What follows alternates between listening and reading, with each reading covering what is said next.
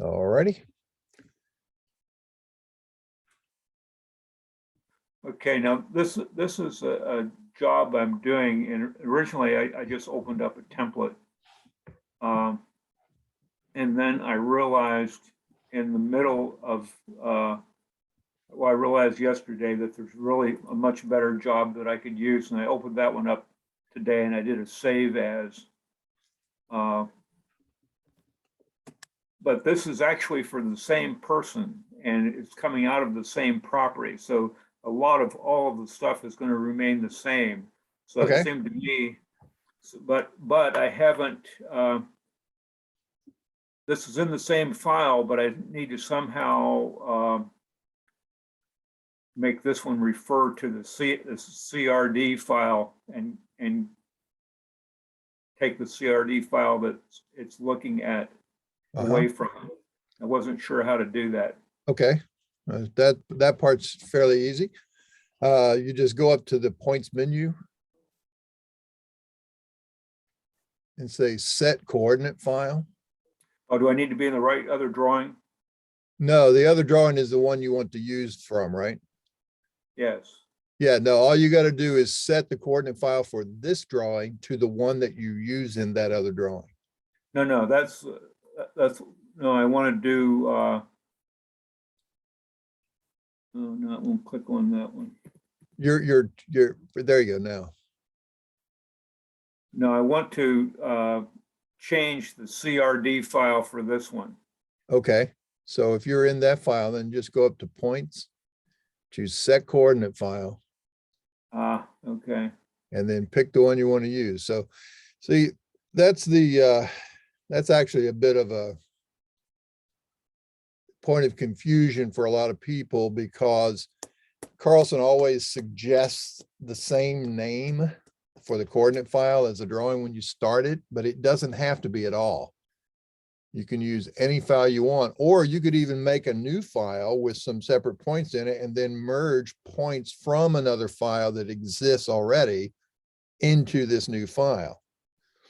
Okay. So if you wanted a new file for this job separate from the old one, you could do that just by merging points into this one from that one. But then you'd have two files to have to maintain. So, just keep track of what you're using and where. Okay, so then hit open. And so now if you go back and. Well, I guess I need to clear all this stuff out, huh? Yeah, if it's not used.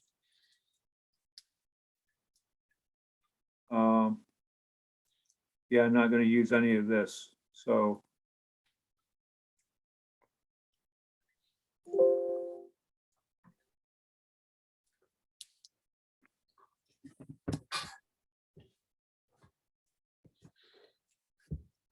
What's that mean? Well, that means you have a 0.207 in this drawing that does not match where 0.207 in the new file you just opened says it's supposed to be. Okay. So I should say no to all. Well, no, because that will keep where they are in this file here in the drawing part. If you say yes to all, it's going to move all of these points that have the same number to their position that was in the other file that you just opened. Okay, so I want to say yes to all. Yeah, I mean, I presume that's what you intend to do, so.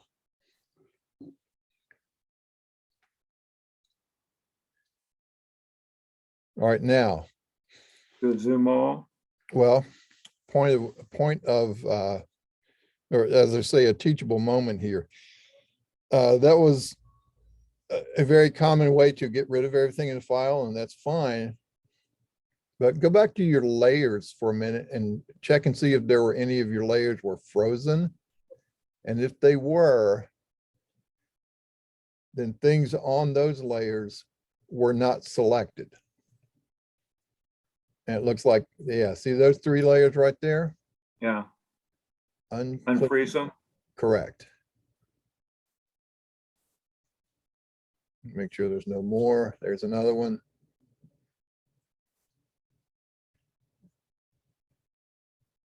Okay, now, when you close that off, go ahead and do a regen just to make sure. And there's probably, because the main points were probably grabbed earlier, I don't think you've got anything to worry about. But there's another way of doing this too, is if you run the erase command, just type erase and hit enter.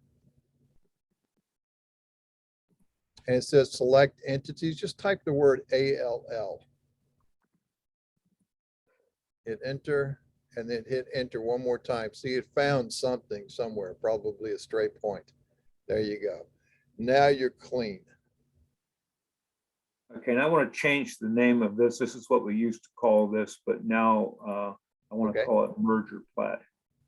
So I right click to do that. Correct.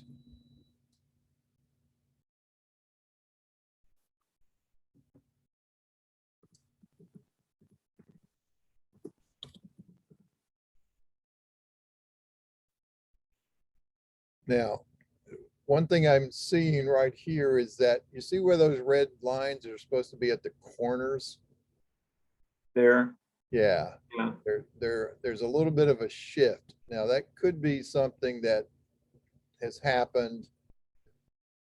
It happens when you change the page layout, but before you move anything, let's take a look at something here. Let me, I'll go ahead and request control just in case I need it.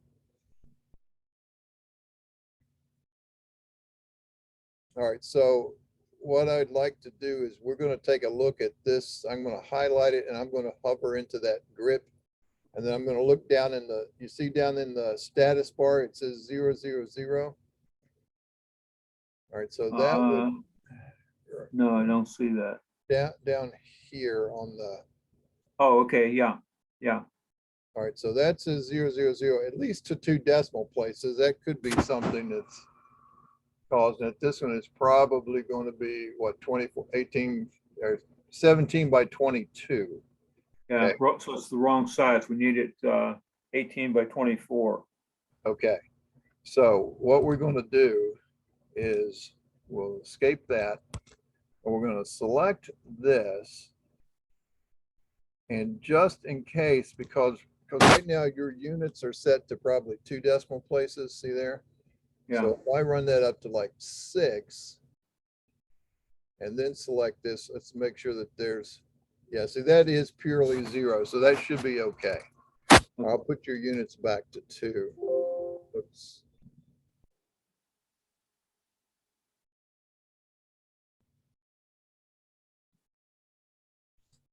All right, so that's there. Now this guy needs to move. Hey, where did you get that? Where did you get that last box where you changed the decimal points? See right there? I typed the Okay. word units. Now that's also available on settings. Units control. Okay. Okay. There's that thing. Okay. Yeah. All right. So now we're going to move this one, just a CAD move, and we're going to move it from the endpoint here, and we're going to put it at what size we need? 18 by 24. Yes. All right. So that's going to be, we know the other one's at 0, 0. So X is going to be 24, comma, 18Y. So that's now the size that we need this drawing to be. So we're going to take all of this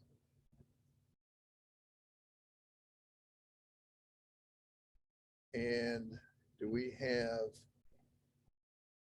yeah, see, there's nothing out here. That's just the actual size of the paper. Yeah. And that's what I was afraid of. See this in here,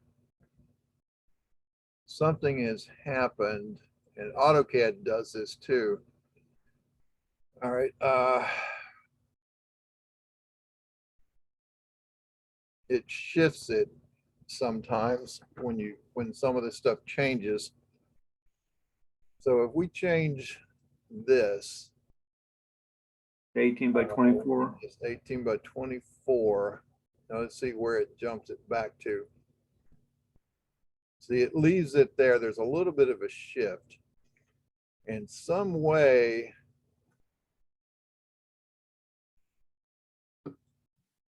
and this is just it's a bit of a bug in AutoCAD, and I think the way I've read that you can set this up is if you change the view from the layout to like display,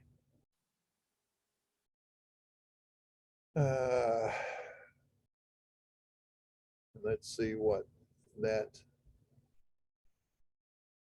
does for it. Now, see, that puts it way down here. And then if we try that again and set it back. So we do the page setup manager again. And let's see if we set this back to not extents, but layout. Let me see if it's redefined it.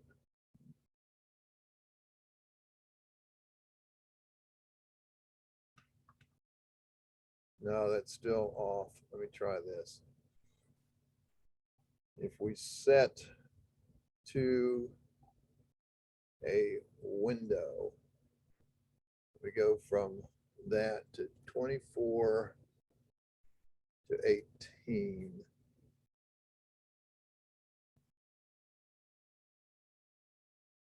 No, that didn't do it. I'm gonna try one more time, another thing here. And if we select the print area from here to here,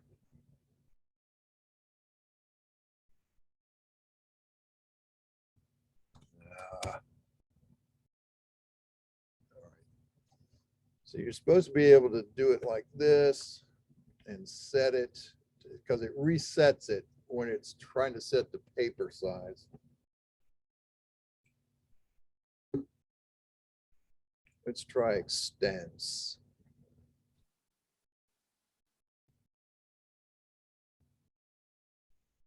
So see, yeah, that shifted it again. And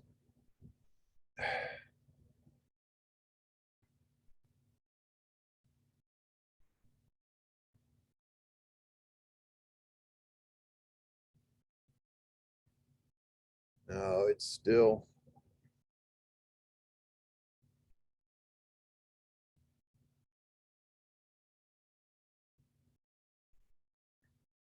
See something. I don't think this is causing it.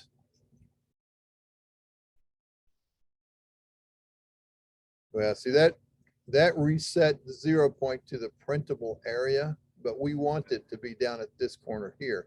So now if we go back and set this up and put these back in like they were,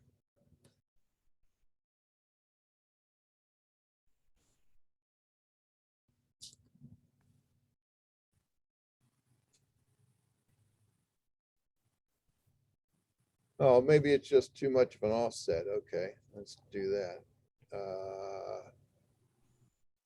In fact, it seemed to me before that we used something like this, 13, 13. There we go, it's closer.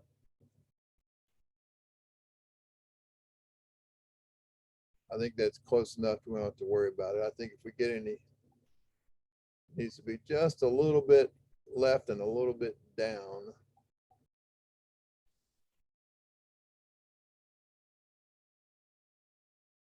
And I think it's, let's see, -1, 3.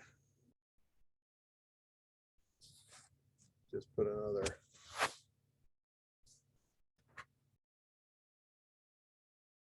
No, wrong direction.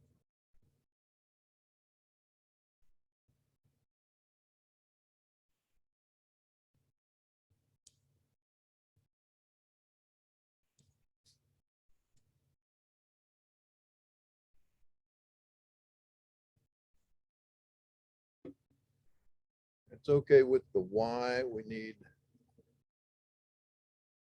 just a skosh more on the X or a skosh less. 0.1, 2, 7. A little too far.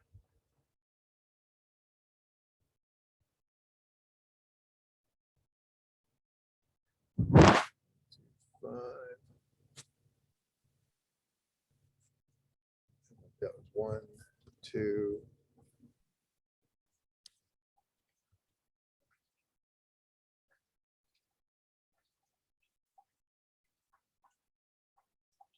Yeah.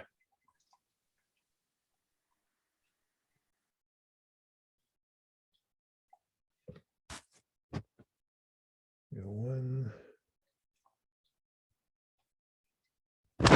2, 7. 2.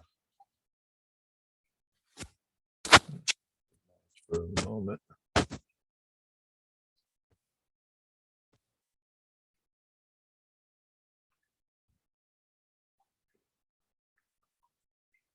It's close.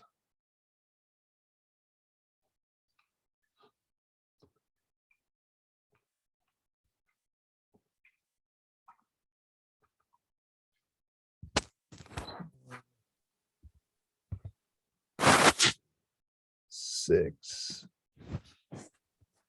All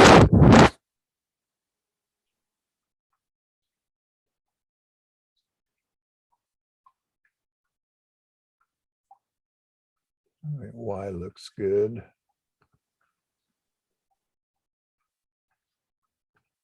X is 1, 2, 5. Let's see what that does. That was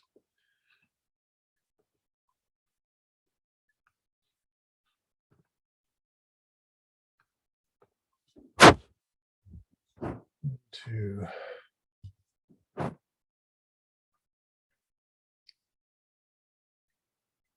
Now I want it to come back on the X a little bit. 1, 2. Let's try that.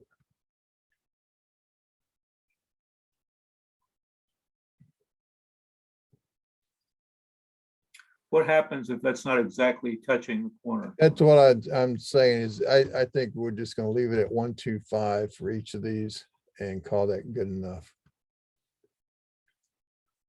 Because that's not quite.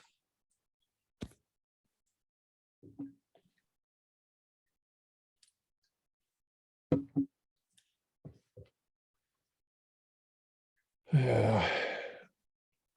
All it does is it just throws off where it goes on the page a little bit. Let me see, 1, 2, 6.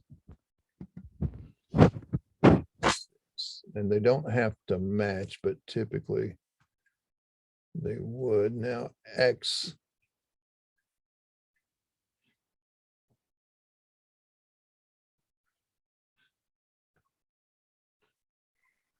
One, two. Let's see, I don't know that it's reading right there. It took care of the X.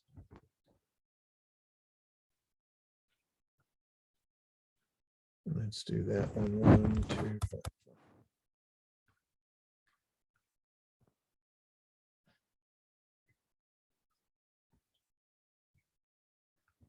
Why is it? Oh, I know why. Because it rereads this as 1, 1, 3, because it rounds it off. So when I change the Y, now I need to change them both again with those partials. See, it's resetting it to 0.13, and that's all it's doing. So if I say 1, 2, 5, 5, 1, 2, 0.45. Yeah, damn it. Where's that manager? All right, 1, 2, 5, 2, 5, 3. Yeah, just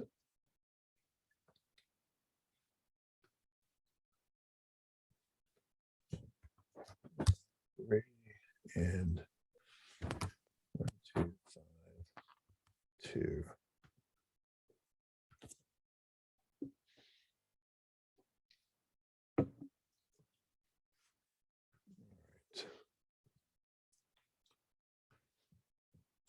Right. 2 and 1, 2, 5, 2. That's probably as good as we're going to get it, Mike. Okay, And I think that'll be fine. And then we'll save that just so you got it. All right. Now, this is the new one you're wanting to use, right?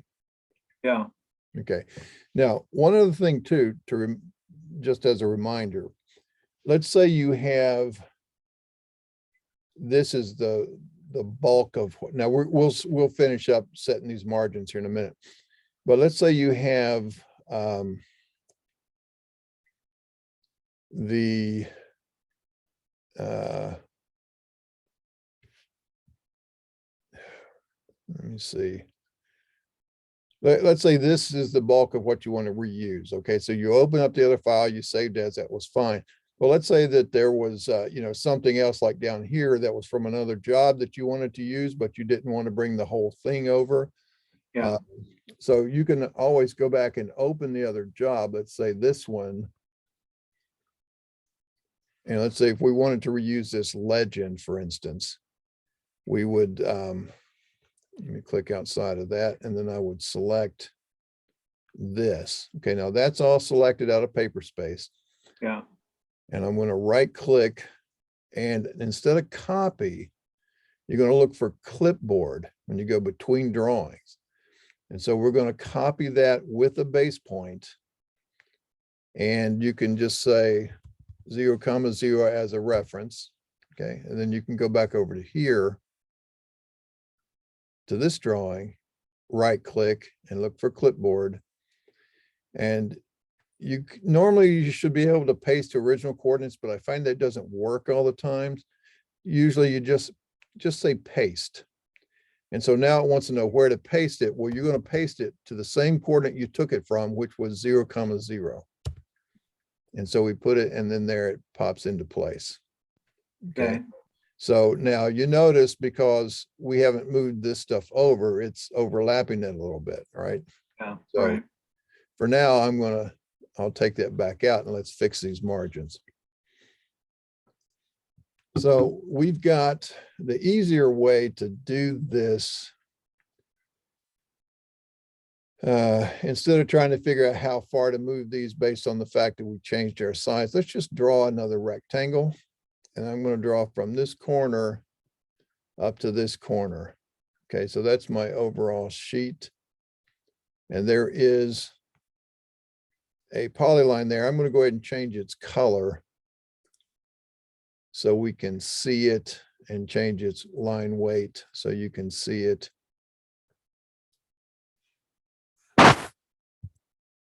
And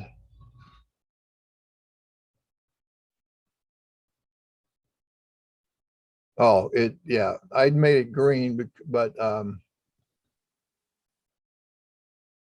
what I need to make it is whatever color this is. What is that? The same as color. Let's just put this back to be by layer. And just for the moment, I'm going to change that layer to be viewports, just so it's that color so we can see it. Okay. okay, Now we're going to offset with a variable offset to set our margins. Okay. So go up to the edit menu. I'll let you drive on this one. And choose offset variable.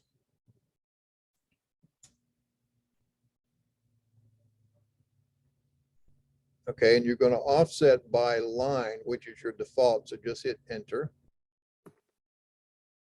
Now select that polyline. Yep. Now, which side to offset? We're going to go to the inside. So move the mouse to the inside somewhere and click. All right, now you see the little arrows that showed up? Yes, All right, yes. that's how far do you want to offset that edge? So what was that binding edge? Was that 1 3/4 or? I think so. All right, so 1.75.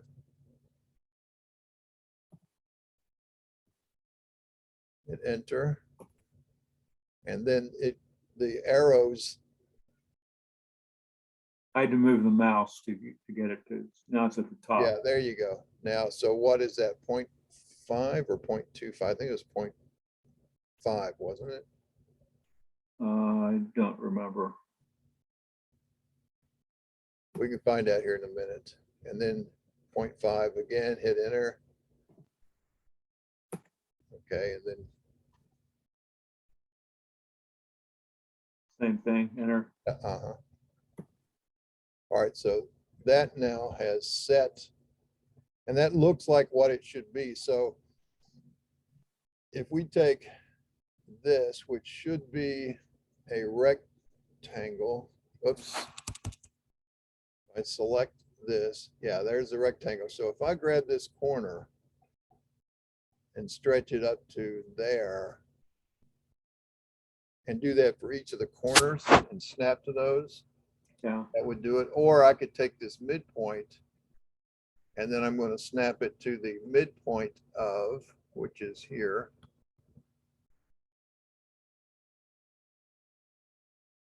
Oh, yeah, that's stretching a little bit. Let's just do it corner by corner.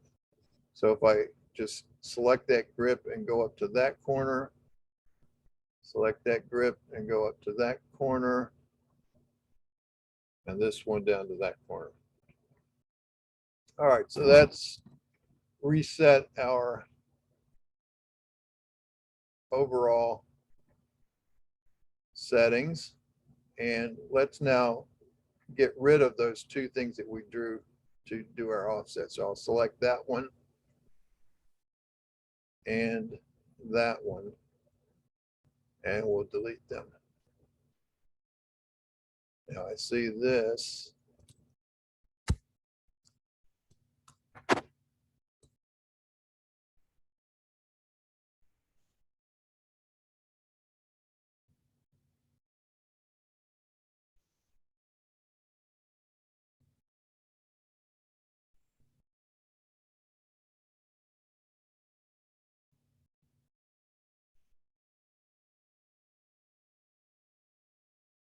Looks like these two.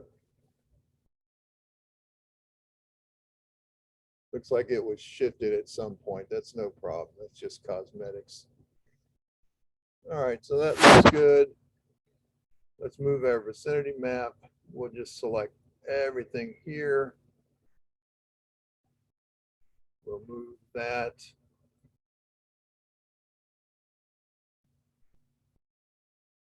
From there up to there.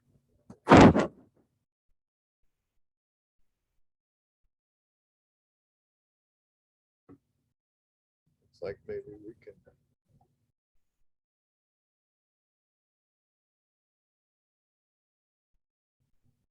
Let's see here.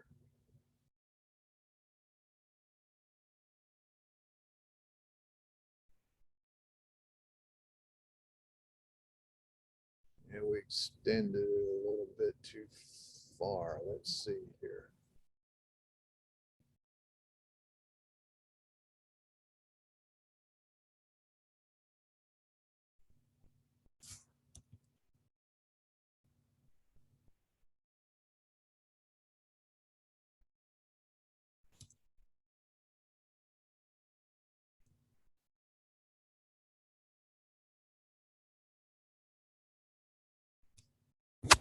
seem to catch that. Let's see.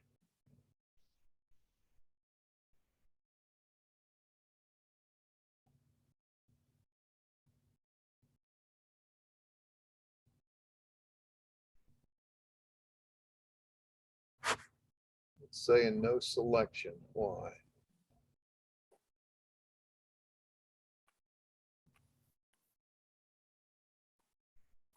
See up here, it still says no selection.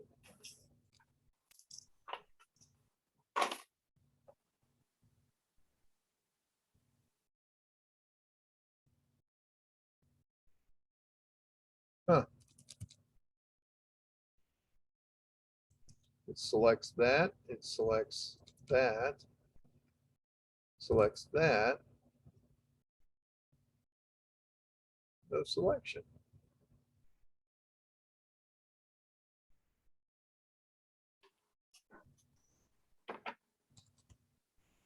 Huh.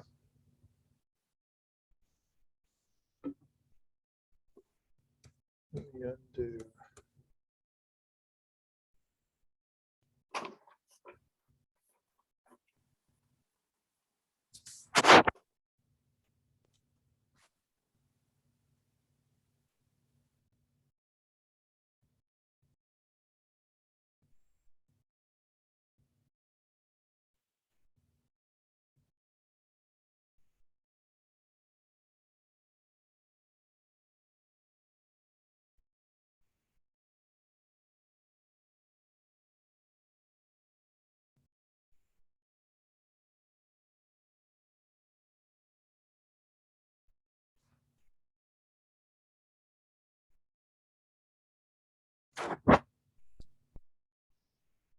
Boy, you got me there, Mike.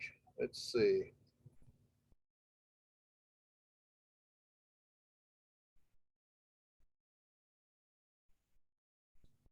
All that found was the text. What is going on?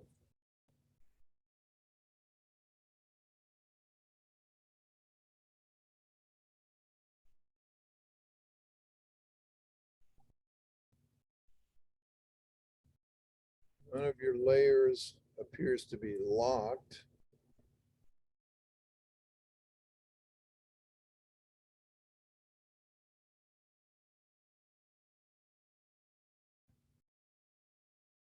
Let's see here.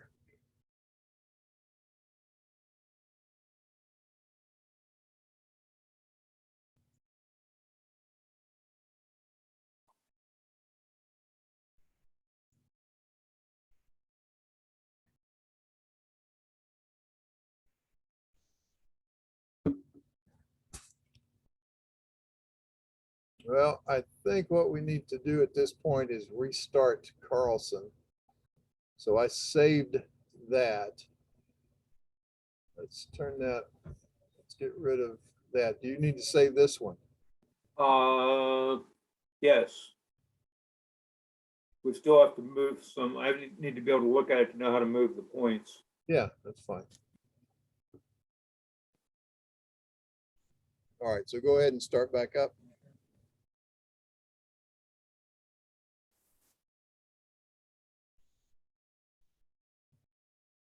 We won't worry about the Carlson 2022 issue today. All right, that's pretty easy to fix. So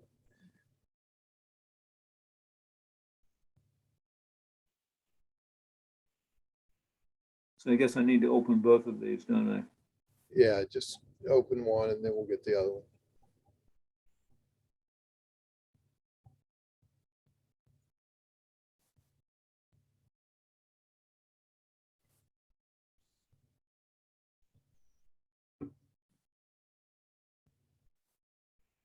All right. Okay, now you,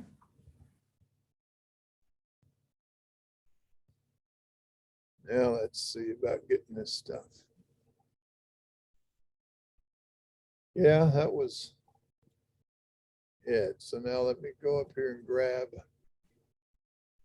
the endpoint right here.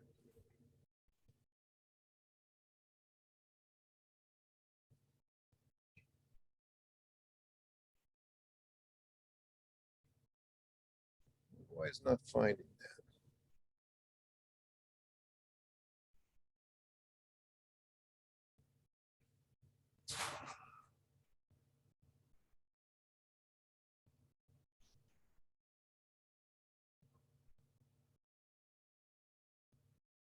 See, it's finding the endpoint of the image.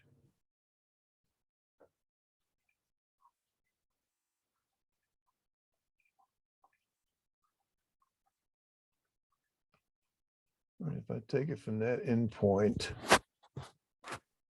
if I go perpendicularly up to this line,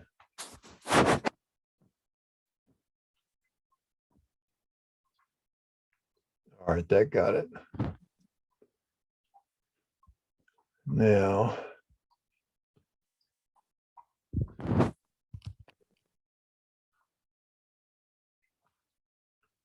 well, that's the strangest thing.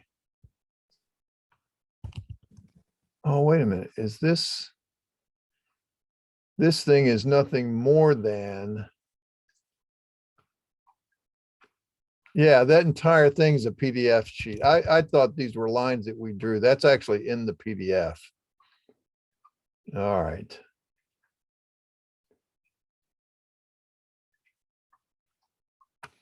Anyway, we'll worry about that when it's time to use it. Or is that the same one that you need? No, All no, right, it's gonna be in a different location. but is it the same image or do you, oh, the job's in a different location? Well, I think I have to look at it a little bit, but I think the job is actually down here. Oh, okay. Yeah. I think that's part of it. I don't know, something's a little off here. I can't tell yet.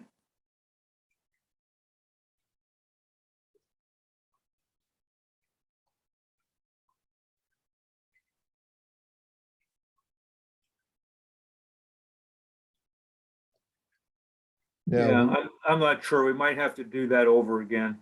okay, that's fine. We'll fix that. And you might want to, you might want to come back and do something like that as well. Right. So.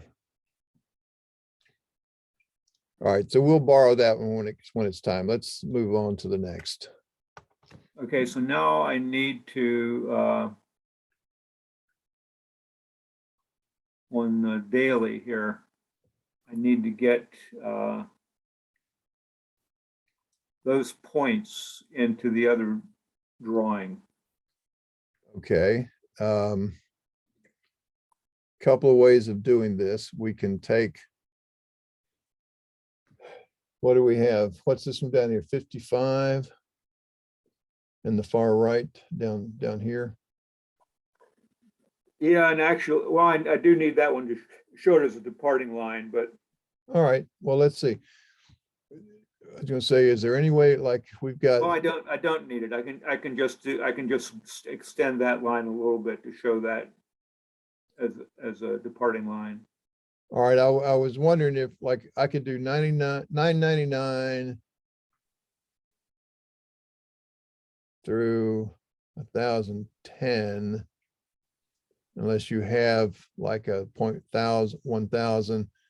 So you could just redraw the points, draw locate points, because you've got all of these points. Oh, let me go back to that. And let's turn off the report formatter.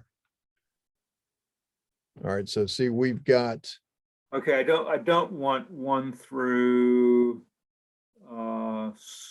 72, and I don't want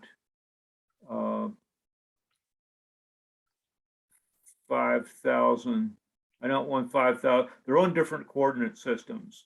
okay, The 5,000 to 5,003 and the 0.1 to 72. 72. All right, so 104, well, of course, we don't want to draw all these other ones either No. necessarily, so I was So I guess- trying, let's go ahead and exit. We've got, and those points are going to stay in that coordinate file. And you Yeah. may say, well, I don't need them anymore, but keep in mind, that's the same one that you're using on another job. So you don't want to take them out of this coordinate file, which is 21014 daily. Yeah, 21014 daily. Yeah, That's the file the coordinate file you want to use, right? right. And we want to take these points that are drawn here and put them into the merger plat drawing, Yes. but not all of the other points. But if we go to the coordinate file and take those points out of the coordinate file, then they're gone for. No, I don't want to take them out. Let me just copy these and we can do we can just show those. Yeah, You so know, let me just write which ones they are. Looks like 200 is one. well, we might be able to just copy them if we select. I don't want to select these individual polylines. So if we select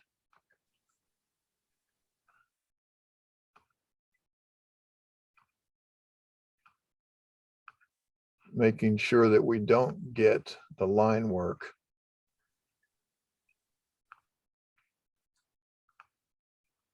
Well, we're going to need the line work too.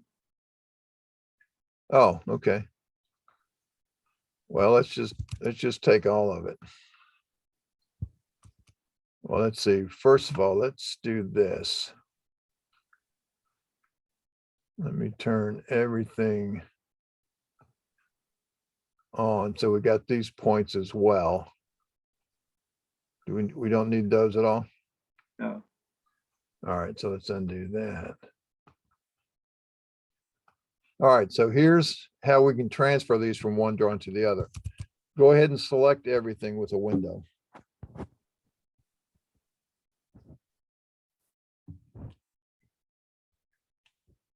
Go on over to get that. Yeah, there you go. Because we can, all right, now we're going to right click and we're going to look for clipboard. It's down at the bottom or toward the bottom. And we're going to copy with the base point. And just type 0, 0. You are on the same coordinate system, right? Same coordinate system as what? Between the two files. Daily and merger plat are all in the same coordinate system? Yes, because we Yeah. told the merger that the CRD was daily. Right. Well, yeah, but that doesn't mean that's the coordinate system. I mean, let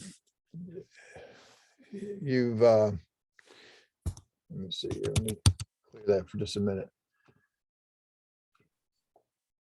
See, this is on West Virginia North 83. The other one is also West Virginia North 83. West Virginia, yep. Okay, so we're in good shape there. Now, let's put back to model here. Let's go back to here. So go ahead and select everything as a window.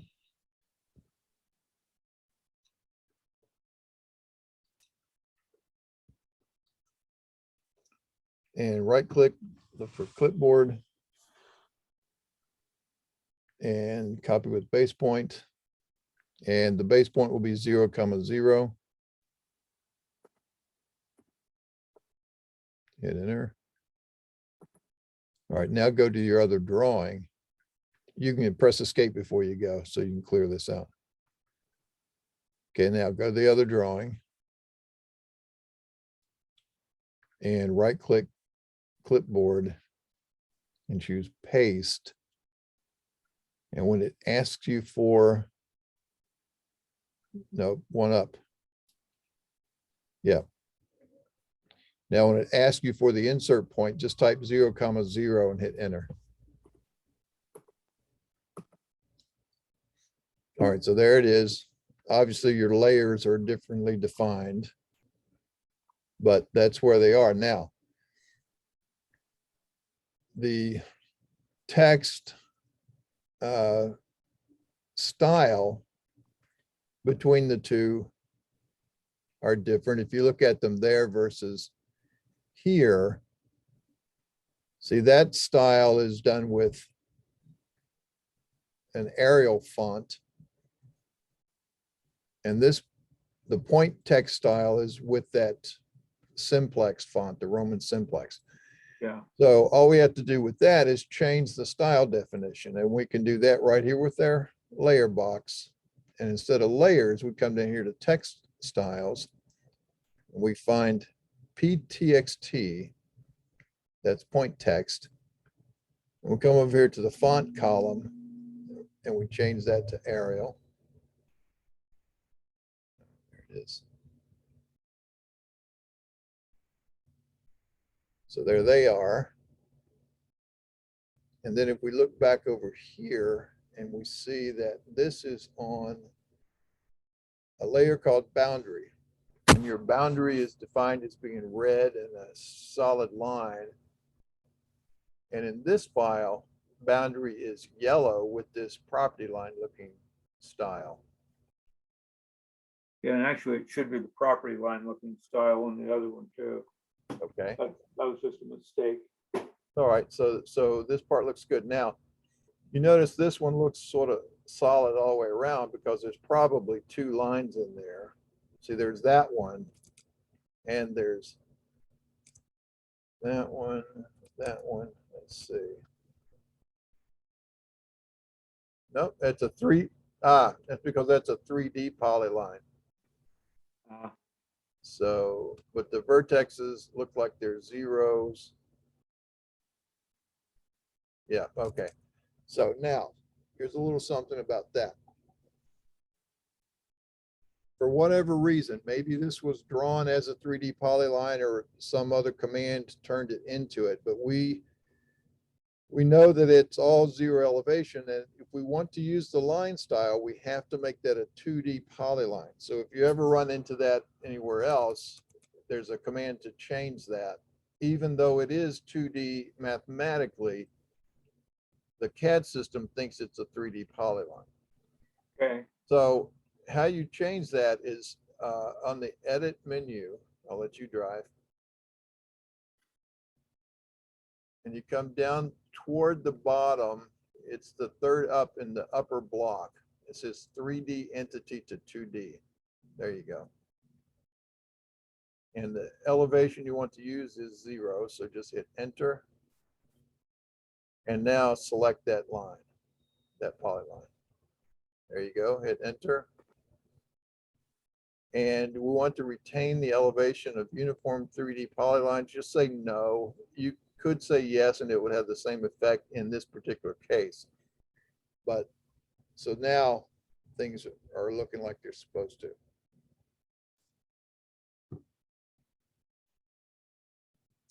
And we've got this one, which goes all the way around here. Now notice in here, you see how the gaps are around that corner? Yeah. That's because this one was drawn with this setting down here at the bottom where it says line type generation. So it flows through the corners. If you want it to start and stop at each corner, we would turn that to off. But that means that this little short piece doesn't have enough to show the pattern. So, you know, we might need to adjust this a little bit as we're going, or it might be fine like it is to show it like that. You know, you're going to show the corner, it's going to be clear. Okay. All right, now you've got some different size symbols for the various points. Yeah, I don't know how that happened. You know, just whenever they were drawn at some point, like if I look over here, it's either the same thing. Right. So maybe you had a different scale set at some point. So, all right, so let me see. We've pasted these drawings in, or these points into our drawing. They should be in the same place. So if I just double click that, see that brings up that 0.838. So that's all fine. That worked exactly like we needed it to work. And it has no description. I don't think there were any descriptions over here either, were there? No, although they're all found capped rebars. Okay. Now you can set those, what is it, number 5 CRS, is that your description? Yes. And is that what you want to show up on the plat? No, I'm going to show that in the legend. Oh, okay. Now this one is point number 200. So It has a coordinate file description. We could take this out for the drawing description. Okay, And then that, we could have frozen the thing too. Now this is a 12-inch FP. yeah, but it's not gonna show up on the drawing. That's just gonna be a departing line. Okay. All right, so now we need to get our symbols to match.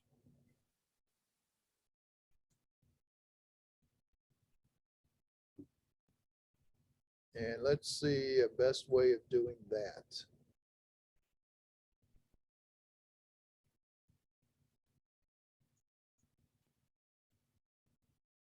If we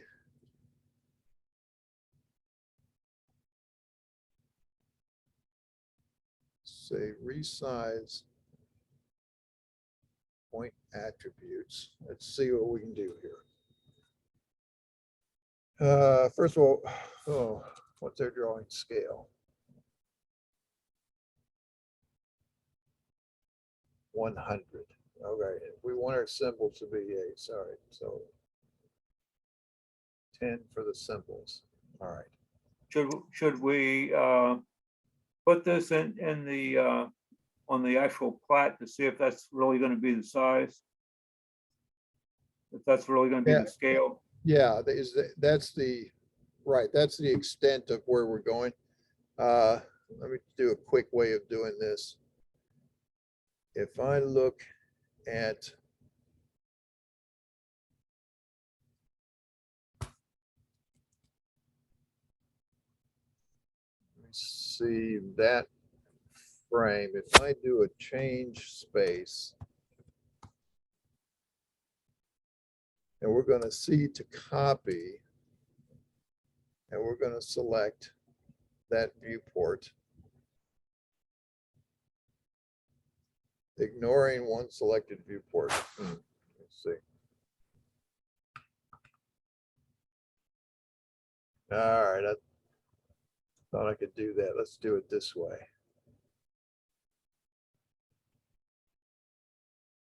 I'll go into paper space.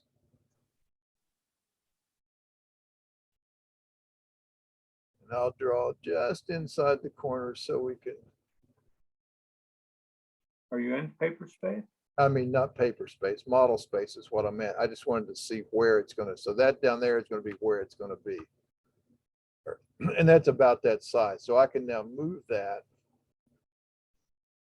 just to get an idea of the fit. So if I move it here, and then let's rotate it.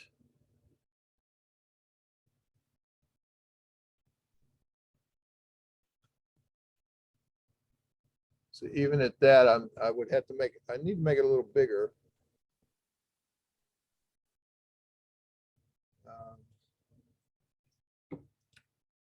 Is one of these lines a street line? No. Well, yeah. This is, that's a part of a cul-de-sac. Okay. There's a cul-de-sac there and the street goes off that way. So that would be the edge of the paper, the frame in our paper. If you can sort of turn your head sideways and imagine that would be how it would look if you rotated that way. You may not want to rotate like that. You could, and let's come down here and change the angle back to east. Well, let's make it north. See, that's its normal size at 100. Can't we make the can't we just make it bigger? Yeah, we can make the viewport bigger once we're back over on the paper side. This just gives us an idea of if we used that, it would look like that. So Yeah. what we'll do then is I think we can leave it at 100 scale. Do you think? Yeah, I would say. Yeah, and you Just want to make the viewport bigger. right. And do you want to keep it oriented like this on the page, or do you want to rotate the page? No, I like it north up if possible. Okay.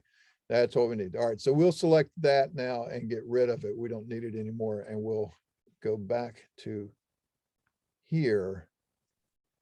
And we'll select this and unlock it. So I'll go down to the status bar. It's now unlocked.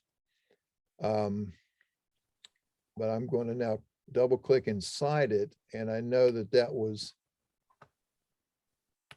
sort of down and to the right. So I'm going to pan the drawing, see if I can find it. I don't seem to be getting much success here. All right. I zoomed extents.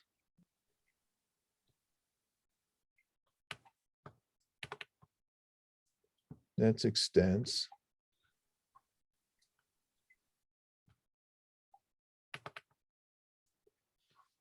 See, there are some other, well, no, that shouldn't have anything to do with it. What's going on? Do we have those layers frozen?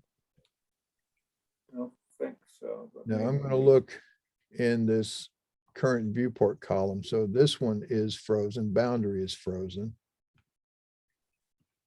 And control is frozen, which might be okay. Let's see, let's click up here at the top of the column so we can sort. All right, these are all frozen. So we got topo and property is frozen, lots, point number.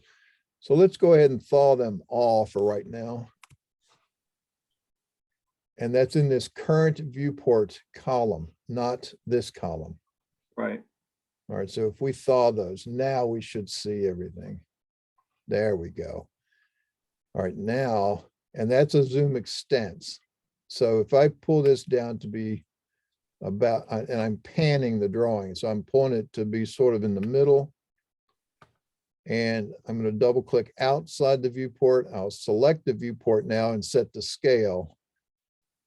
Now the annotation scale stayed at 100, but the standard scale changed, and that's where we want to change to be that 1 inch equals 100 feet. It was back up, you passed it. Oh, there it is. All right, so there's the 100 feet. And if I select it and lock it now, move its position, and at this point we'll change the size of the viewport.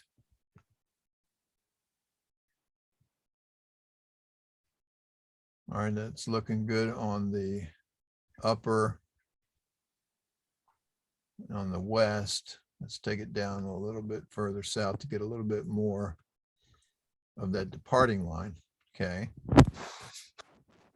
And now we'll grab this and just move it up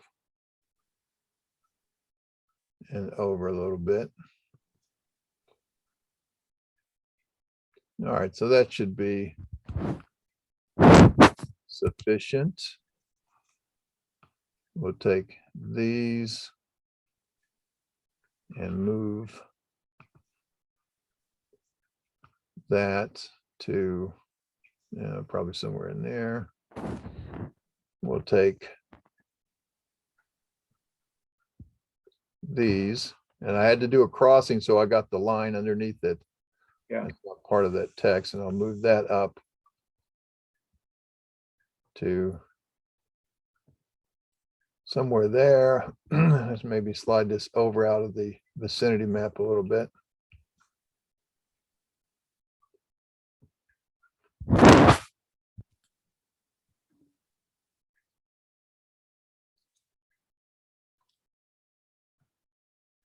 Move those guys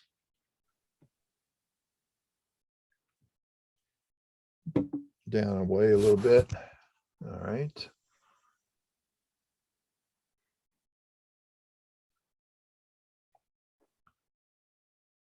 And let's move those guys a little bit over.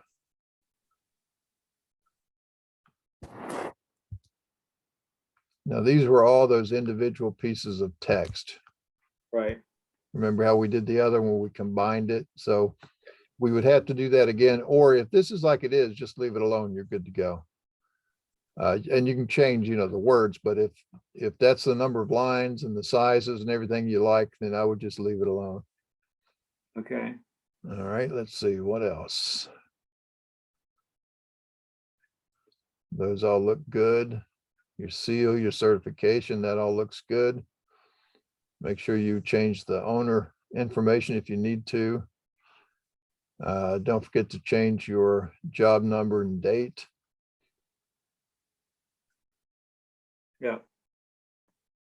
All right, now. So that's got us sitting about where we want to be. You can work on those adjoiners, etc. Let's do a save.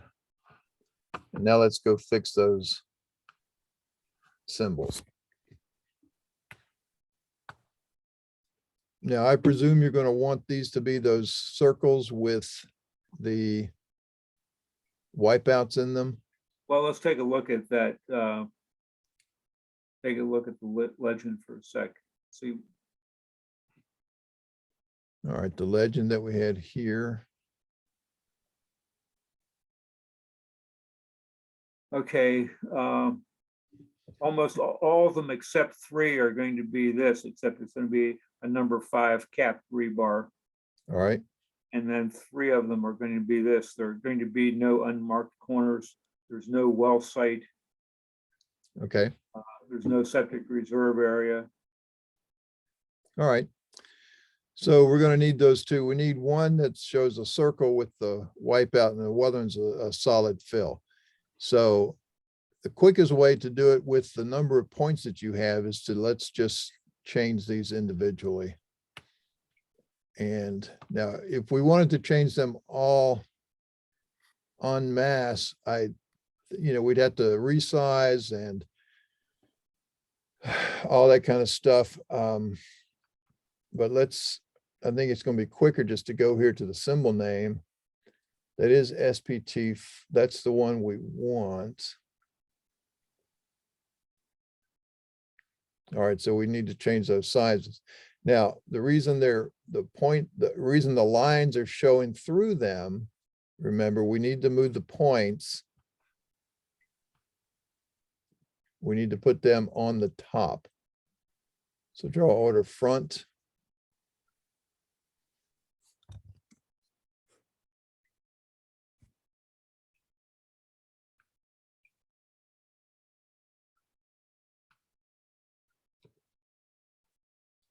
Let's move these to the back. There we go. Yeah, let's maybe just select all of the line work. Might be quicker and easier.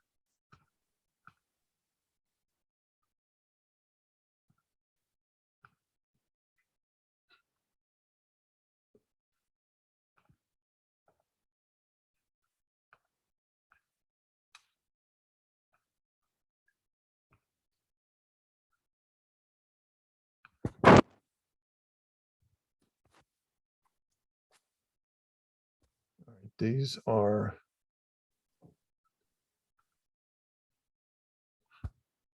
see, that's SPT4 instead of Right. 4W. There we go.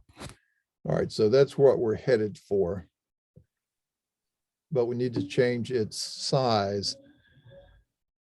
So if we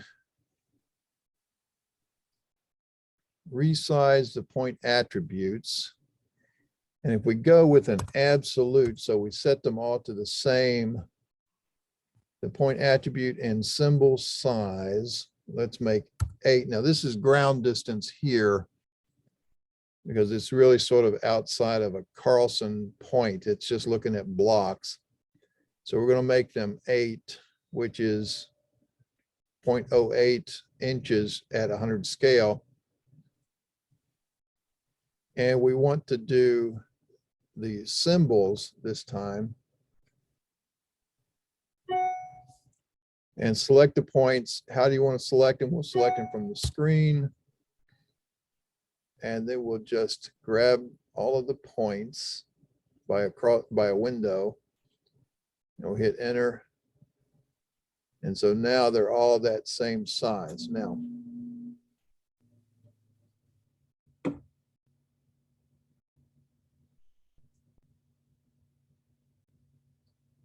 that makes them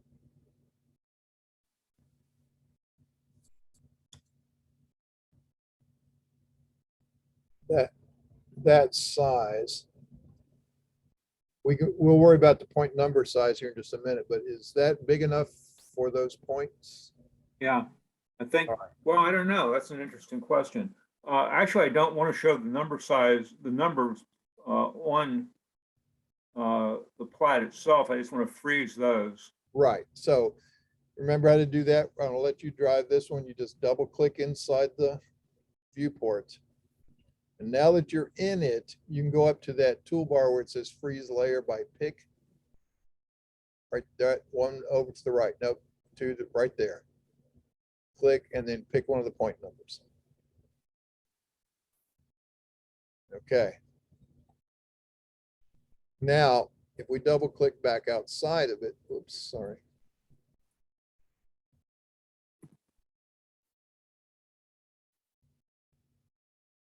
All right, so now and we go back to model space, you see they're still there, but we Yeah. turned them off inside that viewport, okay?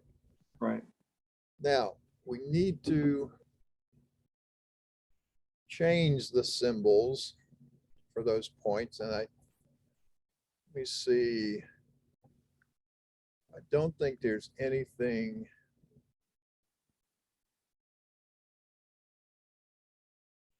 Probably need to change the line weight too. Yeah, we'll take care of that. I don't think.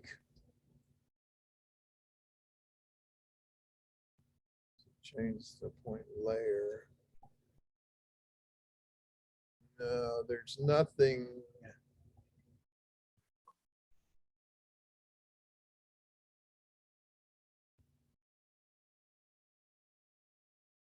There's nothing there. We could draw within a region, but then those other points in the coordinate file that aren't there would show up. So that let's try this one. There's another one we can do with the symbols, I think.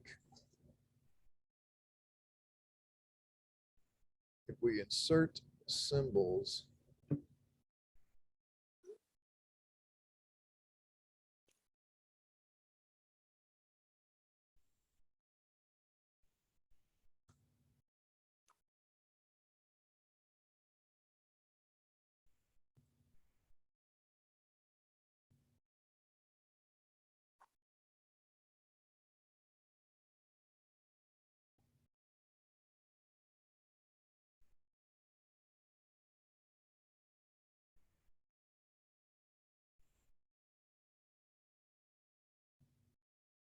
what I think is going to happen if we do this is erase existing symbols. Let's say yes.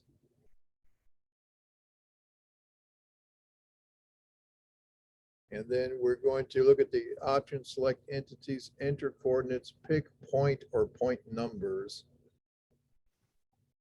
So can we do this with a window? No, let's see. Let's look at the options. I think that's just basically place existing. All right, so enter. All right, so pick a point. So now if I just pick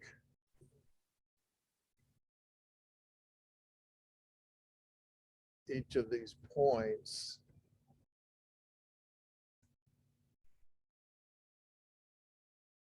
and that 0.08 was not the right size, obviously.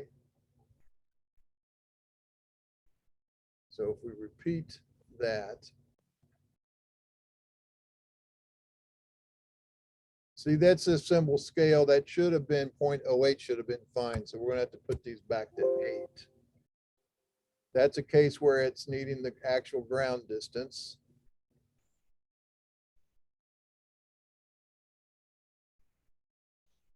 And I'm just going to go through here and pick each one of these individually by picking on their point number.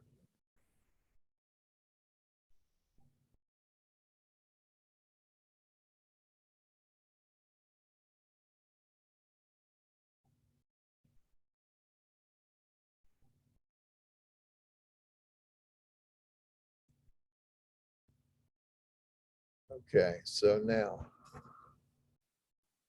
that now has them all being that the white one. So there's a couple of them you want to change to the solid ones, right? The three over here, that one, and that one. The three on this line. Yes. All right. So, and you can do that inside here, or you can go back to the model space, either way. I'll let you do that one. If you, it's probably easier to go back to the model space because you can just double click the point number and go to the symbol tab and click where it's, yeah, either there or the picture, either one. And you don't want the white ones. You want to go up and get points and get SBT 5 would be the bigger one, I think. Let's see what that'll do for us. Go ahead. Yeah, that's what you want.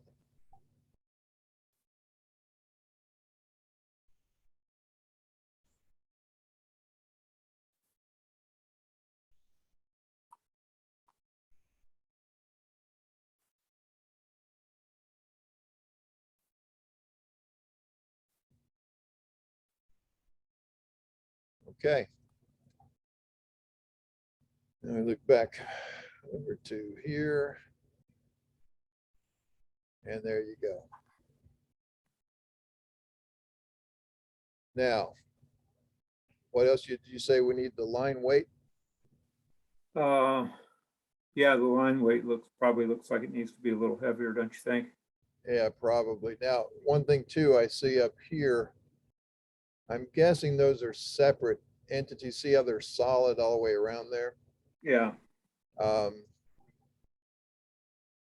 if we look at that, see, that's that line.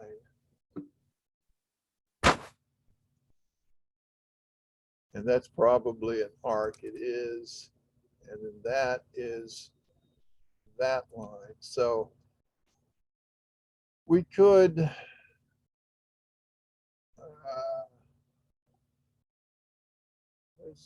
are probably okay. If I select this and change,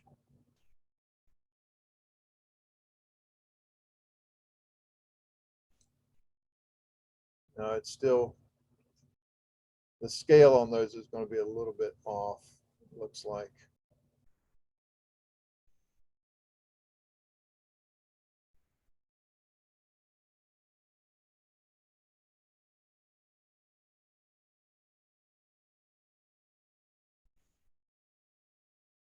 Now this one, this being an arc, I'm going to make that into a polyline.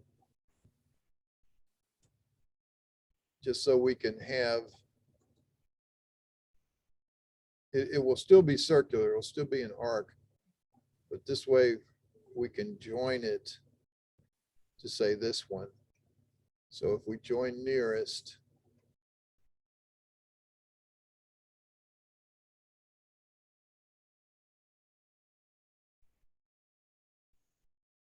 if I get this, this, this,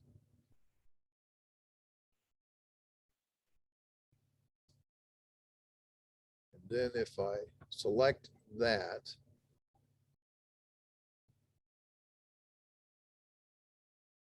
see what we get. We'll need to fix that. Let's see, let's put that back to no. That may be, now let's see if we can change its scale, line type scale. Let's make it a little smaller.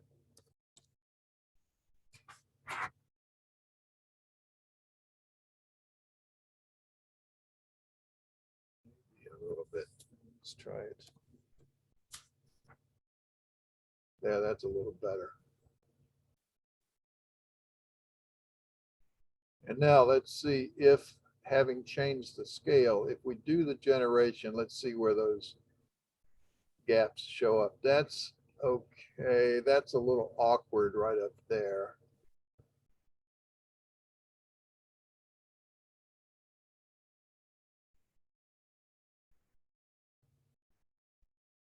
Might be okay. I don't know.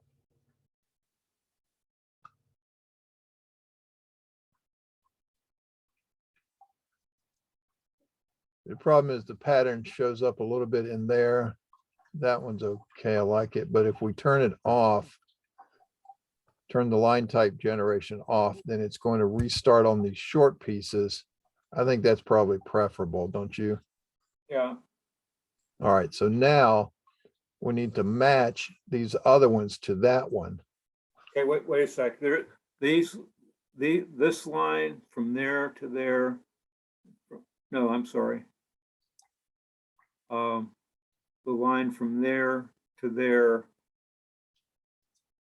to there and to there need to be solid Oh, okay. because they're new lines. Oh, I got you. All right. So do we have, let's see, the layer that is on now is called boundary. Did you have a separate layer for that situation? I can put it, I can create a layer called merger. Let me see if I have a layer called merger. I might already have it.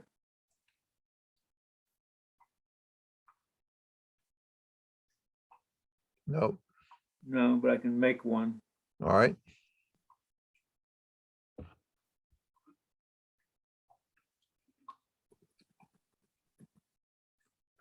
All right, and set whatever color you want. Now that color won't show up in the paper space. It'll be black, but whatever color, unless you use 241 will be. This is just something to help you see it when you're in, no, 241 will be red in the paper. Okay. So if you want to make this red or yellow or whatever color you want it to be in your model space, just so you can see them separately, you can choose that for your convenience. That one? Yeah, that's fine.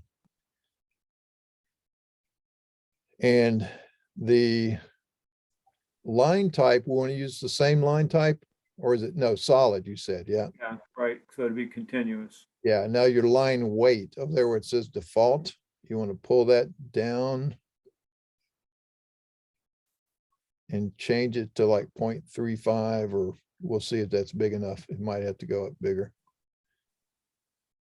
And let's go up to boundary. Do we need to make those Yeah, heavier as well? yeah. All right.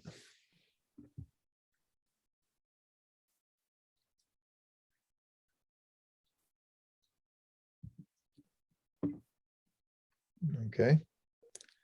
Actually, the layer that's selected is title block. Why don't I select merger or something? Yeah, if you're going to do any new line work, you put it on that one. Did I ever show you there's a shortcut to try to find where you're going on these? It's right up here at the top, where it says there's a little asterisk. Yeah, That's showing you what's selected. So if you wanted to get to merger quickly, if you just Yeah. type M, it will show Okay. all the layers that start with M or ER, G, and that's the only one you had. So if now you just double click there, and then when Okay. you close this off, when you come back, it resets it. So it's a quick way to get, define, like if you're looking at, you want to look at only a bunch of layers that start with P and TS, for instance. You Right. could put P and TS asterisk and it would show all of the layers that start with that, or you can put an asterisk, P and T asterisk. That means starts with anything but has P and T in the name of it and then ends with anything. So you can use wildcards there. All right. So now, Should I do an REA to see if the line weight changes? yeah, but we didn't move those lines to that other layer yet. Right.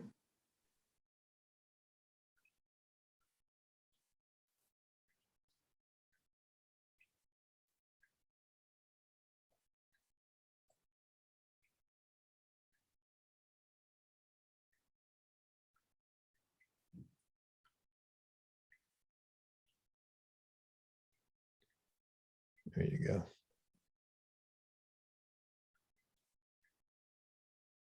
All right. And now you can, we can match properties on that bottom, parcel, the south parcel, yeah, that polyline, the south rectangle. That one? Well, that one and that one. Well, those are actually existing lines. I know, but we're going to just change their pattern. Okay. Oh, okay. So if we select that one and the other one and go up there where it says line type scale and set that to 0.5. Line type scale. Mhm. And go ahead and hit enter. And now escape.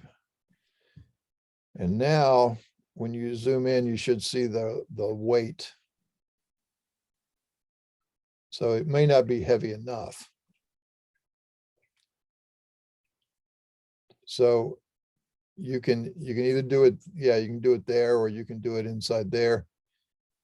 Either way is fine. Let me see one thing too. Let me see if this line weight is by layer. That's what we want because we're setting it by the layer.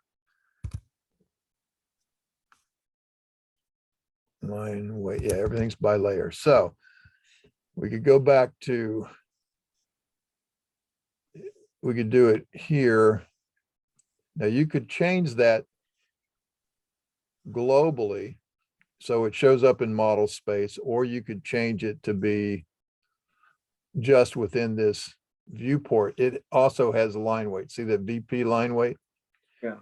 So they can differ, but there's no real need. We're going to select boundary and we'll scroll down and we'll see merger lines, and we'll control click.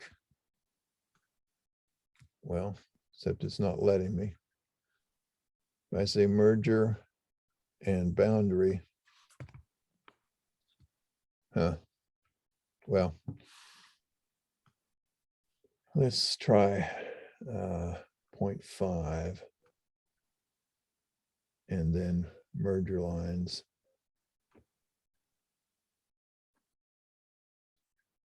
Point 0.5.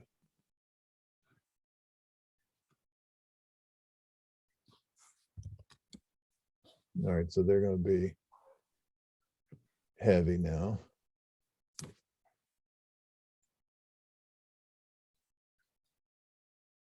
Is that heavy enough, you think? Yeah, I think so. Okay, What do you think? looks good, I think. And since those are existing, they're staying like that.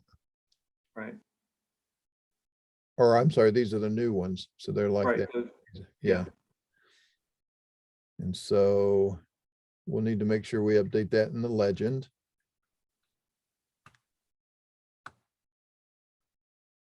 You've got your 3 points. All right, so let's bring the legend in. Let's save this. Let's go back to our drawing here. We're going to have a mapping coordinate tick probably. Yes. All right, so let's just grab the whole thing. And we'll right click clipboard, copy with base point. Now,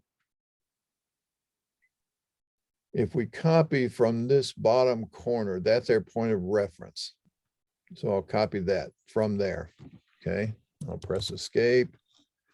I'll come back to merger plat and I'll right click clipboard paste. And when it asks me for the point, it would be right there. But see, you've got all of this stuff is over here now. Right. I can move it.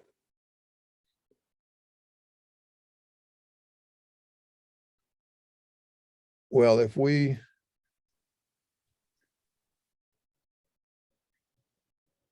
Yeah, go ahead and put it there and then we can move the owner to developer acceptance. yeah, we could do that. And you could, yeah, you could move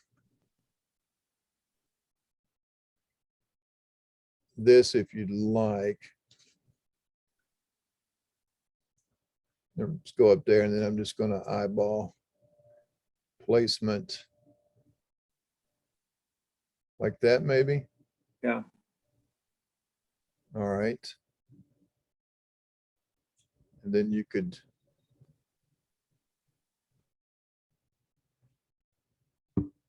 move this. Let's go from, let's see.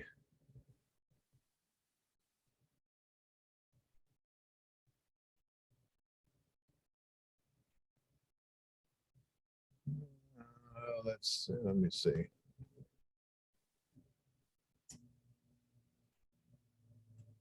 We could have a little margin or we could make them line up. Yeah, I'd say make them line up. All right, so I'll put them out here just for the minute. I'm going to repeat the command move, type P for previous, enter to finish, go from that corner to that corner. And that would be that. We could stretch this.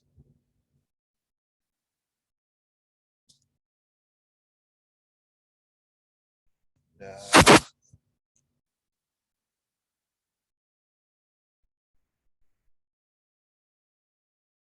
let's see if I select that. If I go to move this from there,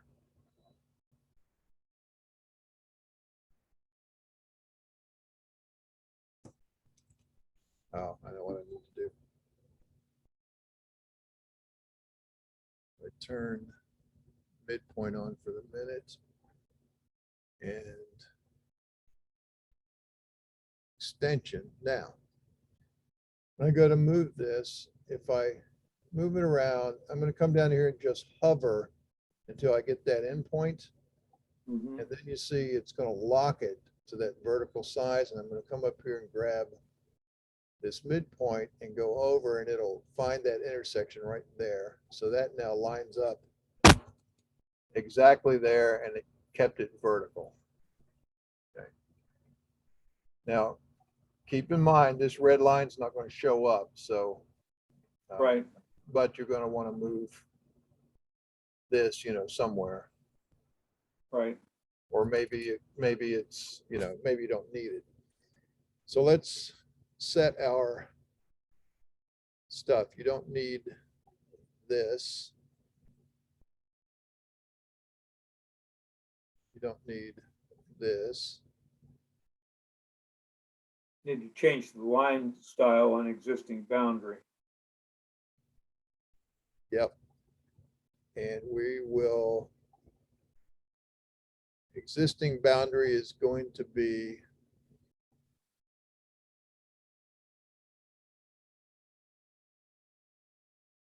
boundary and a half.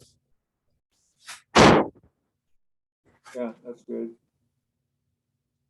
This, we're going to change its layer to be on merger lines. And we're still going to have this. Yep. Okay. We will not have this. Right.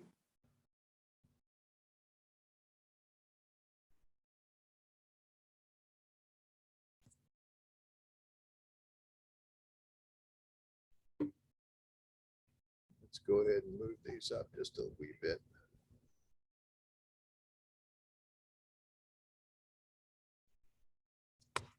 Shift key down.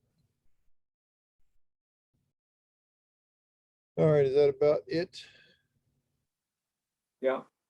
All right, so now let's do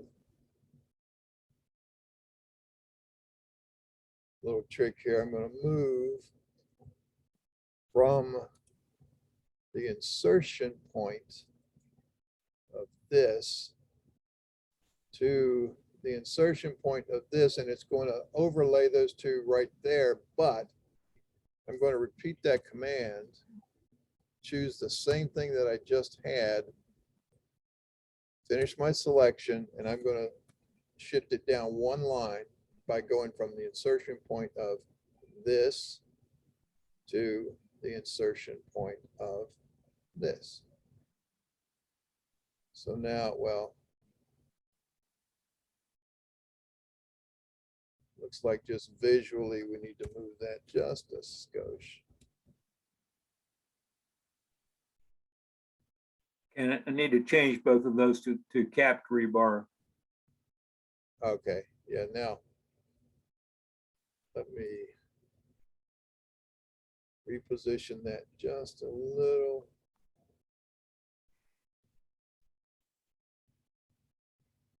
Bit like so. Actually, you know what?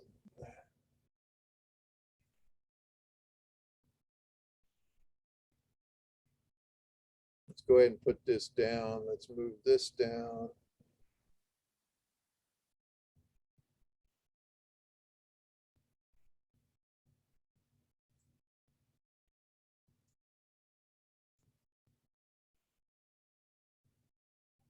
And then we'll take this guy, move him down like that. Now, when I was moving that, I held the shift key down, that locked it on that vertical axis. Okay. I'm going to go back over to your OSNAP settings and I'm going to turn off that midpoint extension. Since you didn't have it on, you may not like to have it. It may get in your way. All right. Okay. All right. So now you need to go ahead and edit your text.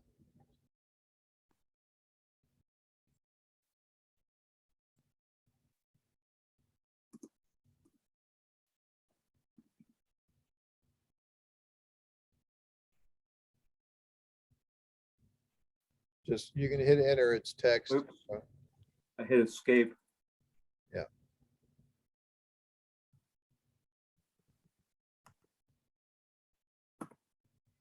Now get the other one and you're good to go.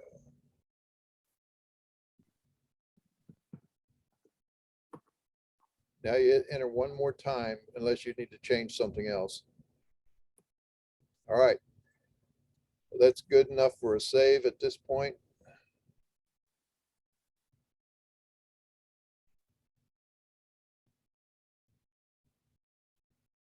Okay, I need to add one more column to this.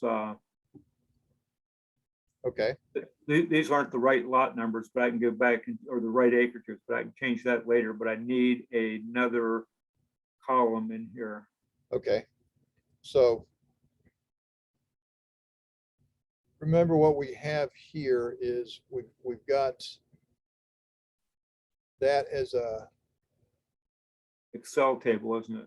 yeah, and it's on, let's change its layer to be title block notes. Okay. Gets rid of that dash line type.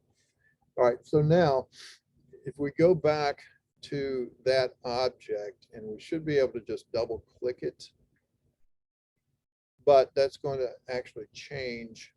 See, this file is called 2014 merger plat. Yeah. Worksheet. Well, that should be okay. I don't want to change your original is what I'm trying to avoid here. I'm not sure. Let me see what happens. If I change this, let's just say lot 99. And if I then save and exit. All right, so now I've changed it here. But was that the same one that was originally here? No. No, it's in a completely different file. You want me to go to it? Yeah, I just want to make sure, see if we changed it in the other file, in which case we'll need to save it to a different name.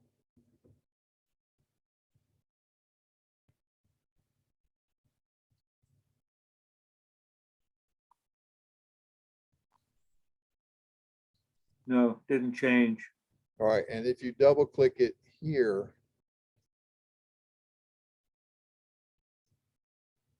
it stays 27. Okay, good.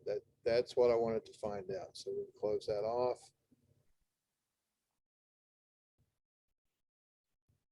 And actually, I'm gonna put that on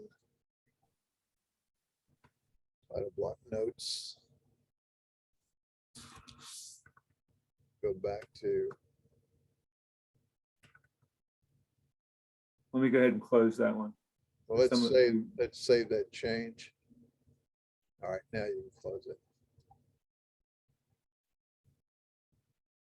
There we go. Now, Actually, I don't know that we need daily open anymore either. okay.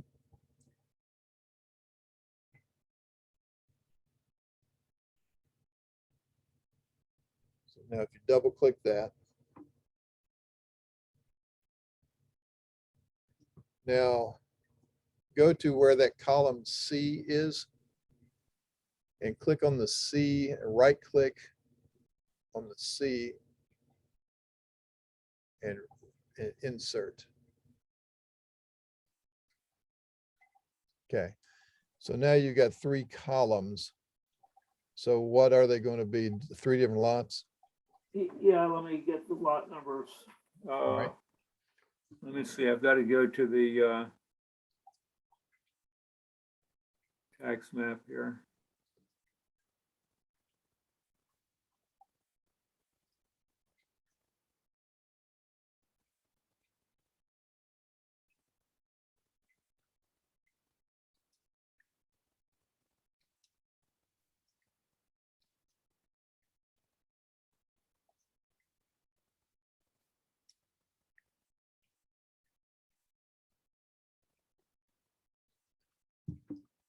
You know, I need to call your GIS coordinator and tell her what a good job she's doing and then suggest that she adds a layer to color in the lots that Mike SHEPP has surveyed.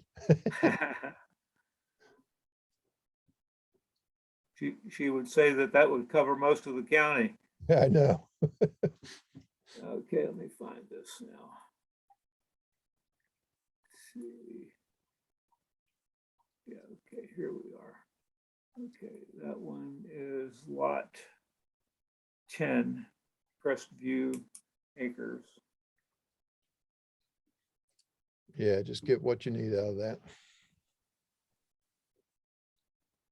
I'm just writing it down. Yep, take your time. And the other one is that one is called Parcel 2.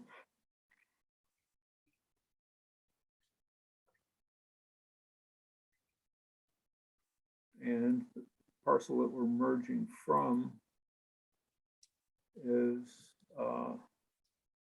119.68 Highcrest Farms.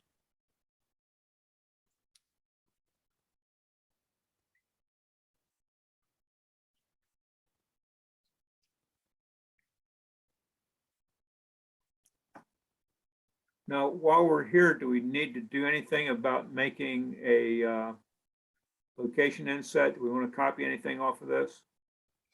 Let's come, yeah, let's come back to it because you're in the middle of an operation over there. Okay. So Actually, we didn't use the tax map, did we, or did we? well, we didn't in that one, but we did in the other ones, which we might find easier to use. Go back to, yeah, all right. Okay, so I'm going to call this Highcrest Farms. And go ahead and it'll wrap, you know, we'll adjust it later. Or yeah.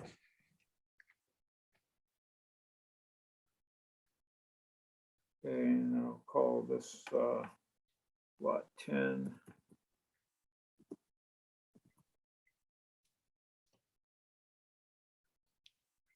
And I'll call this parcel 2. Okay.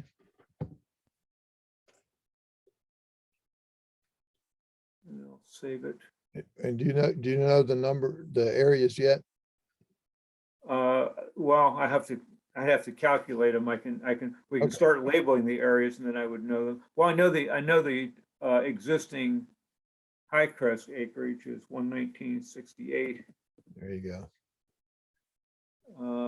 Let's see, the acreage of lot 10 is 4.671. And lot acreage of parcel 2. What?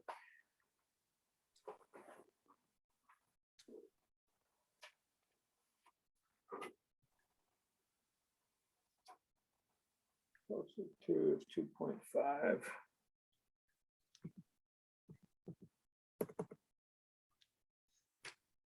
All right, now do you want to yeah, see that's what I was looking to do. Because that's a number, it rounds it. So if we put a, whoops, let me see. If we do that, except, and then do the same thing here. And then this one was 2500. Yeah, That treats it like text. okay. Now this one, I would. So you want Well, that's not the right number, but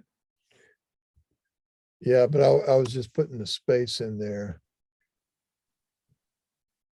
oh, we need another. High Crest Farm is going to have 2 areas coming off of it, one for lot 10 and one for parcel 2. So we're going to need another row here. Another 2 columns. No. Yeah, we just need to move this down and put a row there. And move final area down 1.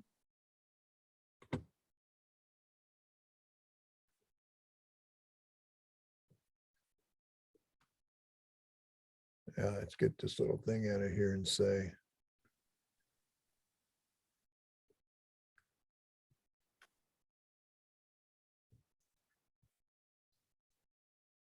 I hate that about Excel. Let's try typing merger in here and see if it goes away. Go ahead, I'll let you, there you go. There, it left. All right. So then you're going to have one number like here and then one number here. Yeah, well, one number there and, well, that's interesting. Let's see. Yeah, one number there, one number there. And bring that number over there and bring that number over there, or vice versa, and a total down here. All right. Well, for now, you can save that. Just make sure you double check everything and Right.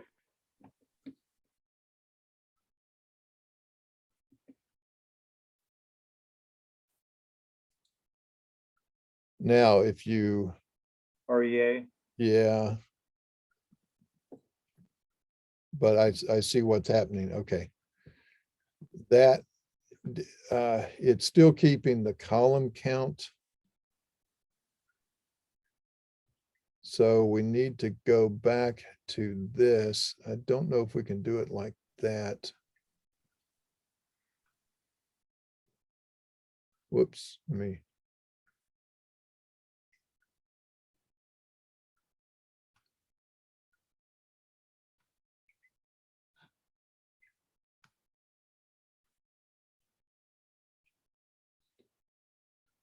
Let's see here.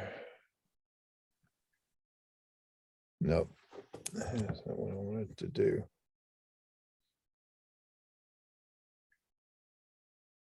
Let's see if we. How about if you expanded the borders on that? Would that bring it in? I don't think. See if we save this and close this. It's not a matter of just like selecting this and stretching it. I don't, yeah, see, that's going to resize it. Okay. But let's look in the properties and see if there's a column count. No.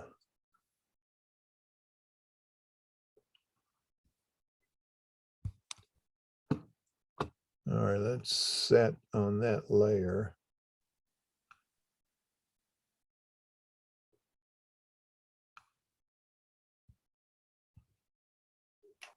There's something.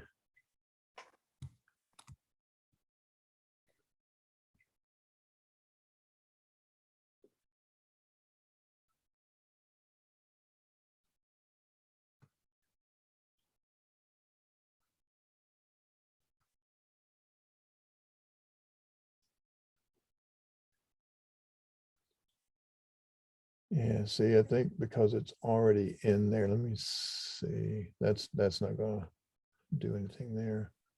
How about if you deleted it from the drawing and then inserted it again? Well, possibly. I don't want to lose this though. So let me see here.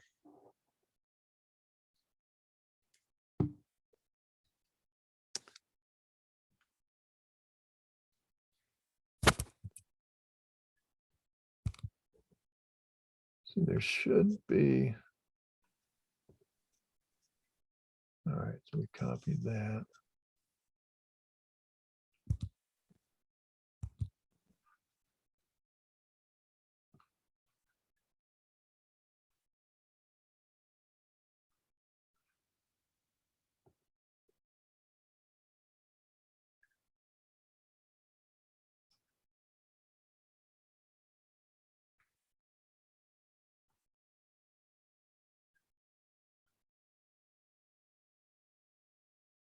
Do you have something on another screen? What other screen? Do you have, how many monitors do you have? Oh, yeah, no, I have two monitors. There's nothing on the other screen. Oh, okay. I see a little error down here. I'll fix that. The only other thing on there is the,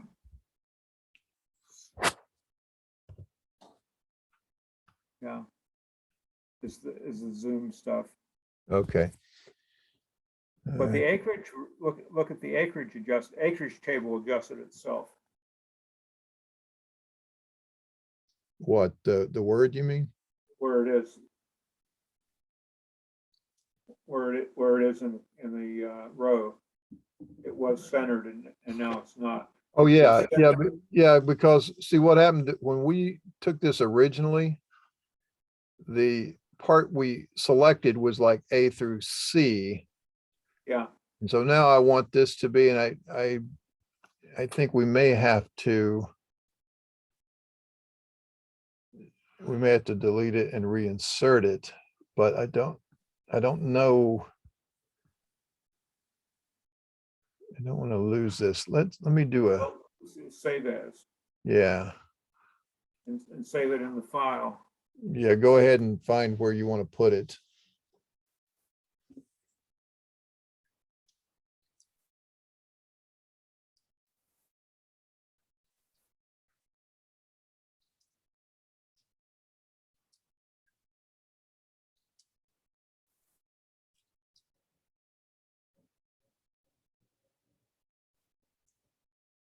Oh, it's already there.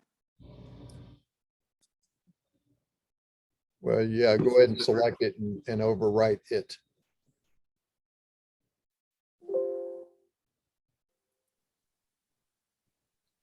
All right, so now let's copy this while we've got it selected. We've probably done that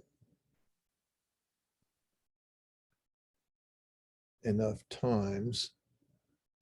And then we'll come back to here and let's escape that and say paste special. There we go.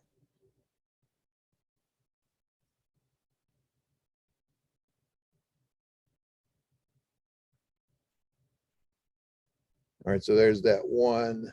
Now let's take the old one and delete it. Can I change the type of the font of this? Oh, yeah, absolutely. This I think is Arial, and Yep. I think this is aerial. too. Well, they're all aerial. It's just some are bold and some are not. Okay, And so one thing you might want to do,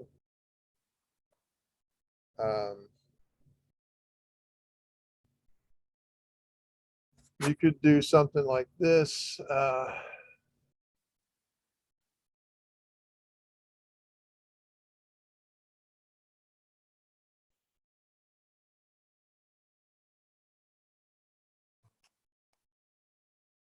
me see here.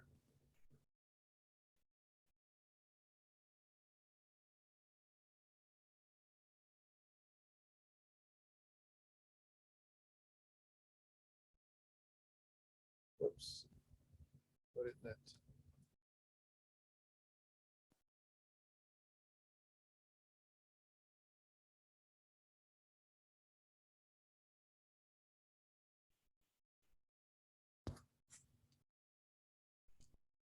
There we go.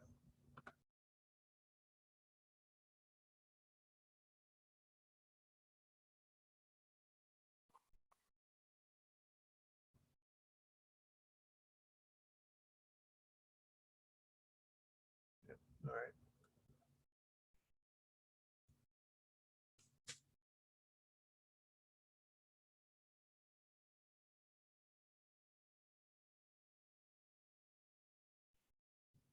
Yeah, so you can do anything you want to do with that. If you wanted to, make that upper lowercase or,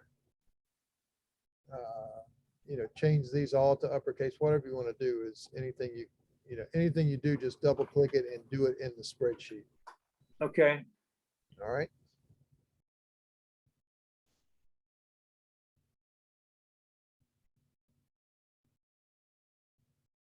So let's see, we need to do the grid ticks. Yeah, now this is going to be tricky because this really isn't on state plane. It's on some kind of funky state plane, and we had the same problem when we did it on the other drawing. I don't remember how you did it. You had a nifty way of working around it.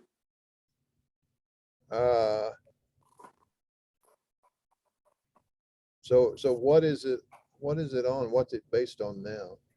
Well, it's on. It's not on NAD 83. It's on.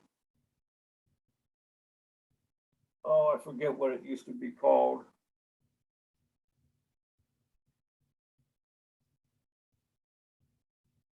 And they're not very close. We can see what, I guess we can turn on the grid and see what it looks like, but I don't think it's gonna. Yeah, I mean, like when we come back to here, like, this, see that coordinate right there at the bottom, you see 2,434,343.02, comma 287,805.04. That is that coordinate. That's the coordinate that's in that file. So our grid would come up to, wherever those nominal numbers go. Okay, I think what we did was pick a latitude and longitude and converted it to state plane. I think that's what we did now that I think back on it. Okay. All right, but I'm confused though, like this coordinate, this value right here. So that's the modified coordinate system, Yeah, but we don't want it to show that. We want to show the state plane coordinates. All right. yeah. So what we'd have to do is go to the site on the flood map and go to the actual site and pick a point, and it'll give you latitude and longitude. Okay. And then convert that to state plane.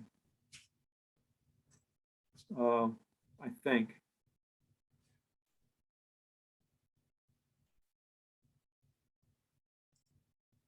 should have saved that before I left. Well, you can go back to it.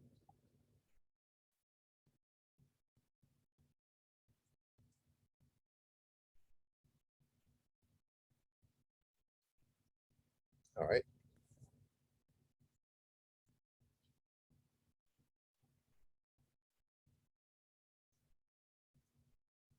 Now, keep in mind though, when you get this coordinate off of this, it's wherever those parcel lines are, so they're not going to be all that exact. Well, the coordinate will be exact. Parcel lines won't be. Right? Well, the coordinate, but we have to find something to match in our drawing. Yeah. Let's see.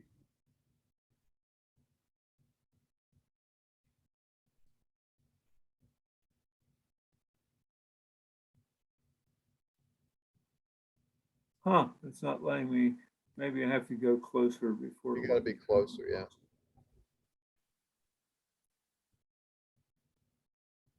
Okay, there we go, Summit Point Road.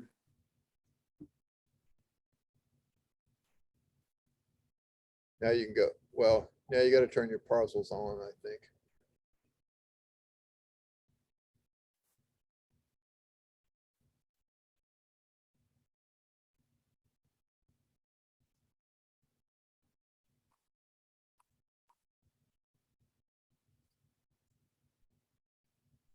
Okay.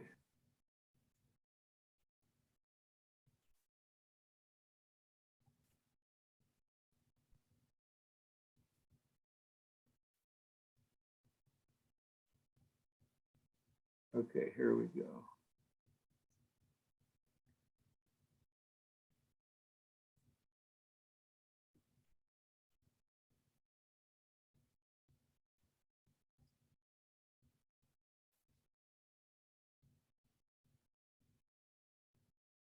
Okay, there's the latitude and longitude. There's the UTM. Yeah, but that's of that little yellow bullseye point that you see on the screen. Right.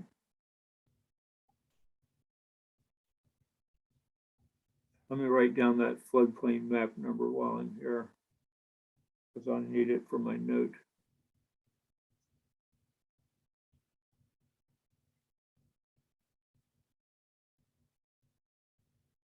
Okay, so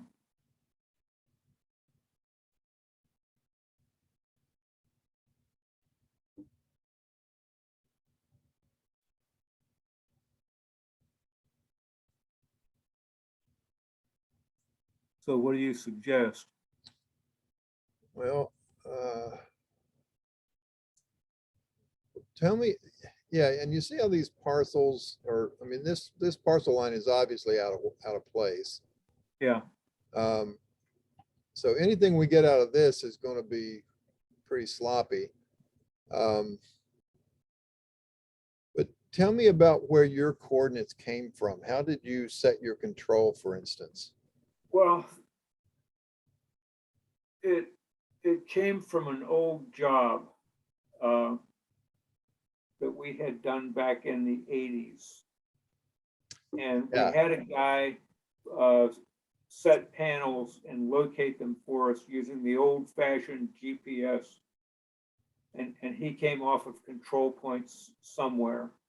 Okay, I'm starting to remember that process now. And what we did is we had that old drawing. We brought it into this drawing and then we moved the stuff over so that we could find out, what it would match. So if you go back to the CAD system,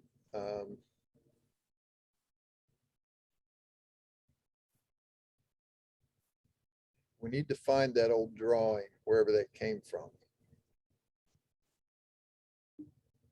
Well, that was the other drawing that we had open. Okay. Let me see, it may have been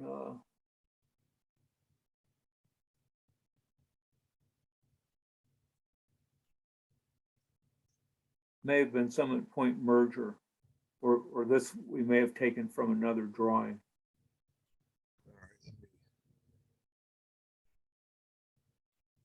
Well,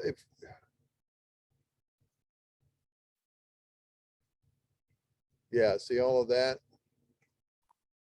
Yeah, So I think what we did we not? We took this, all of these outside lines, wherever they were, and we moved them into place based on your coordinates, which were set.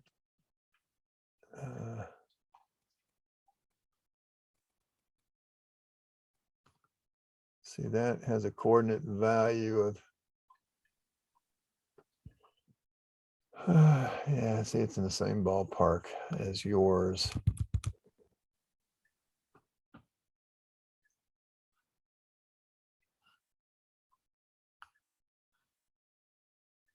well, let me think for a while about how to do that. Why don't we go ahead and do the location inset for a minute?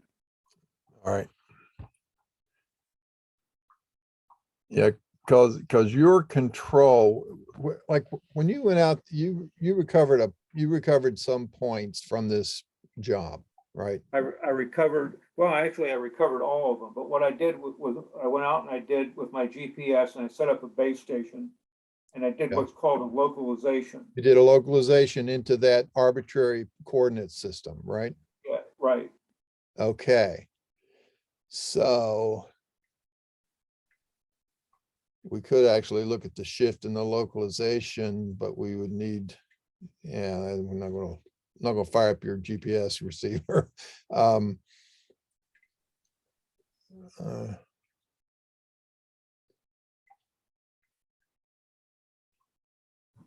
Well, let me close this for a second. yeah, let's go get the inset and then we'll think about that. The the points that I located,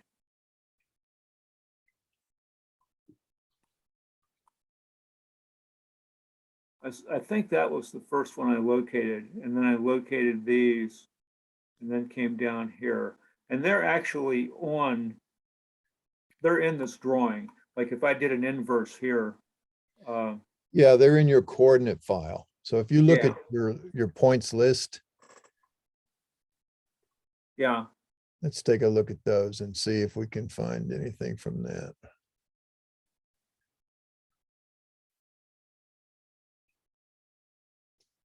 All yeah. right, See, all of these are in state plane, I believe. the 1 through 72. Yeah, 1 through 72 and the 5,000 numbers.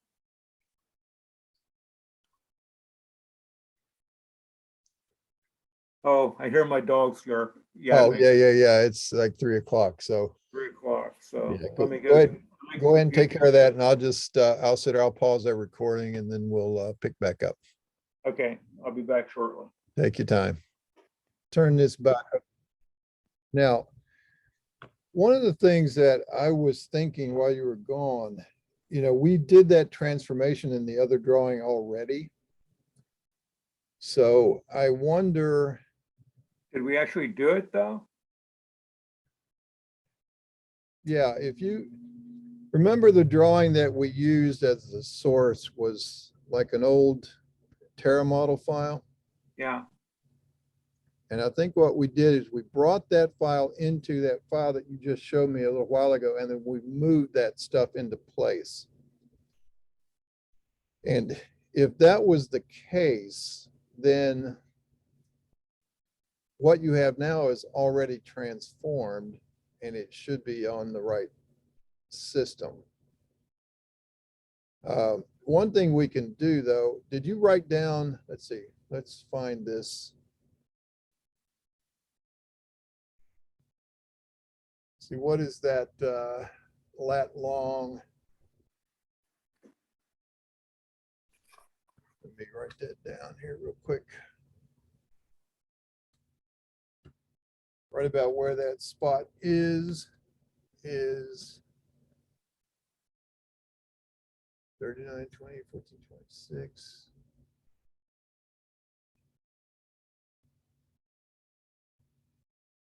96, 42, 74.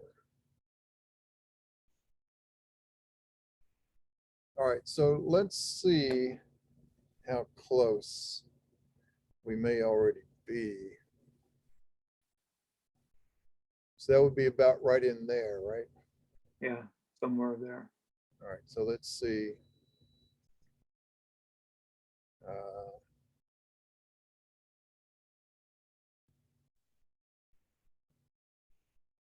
let's see here.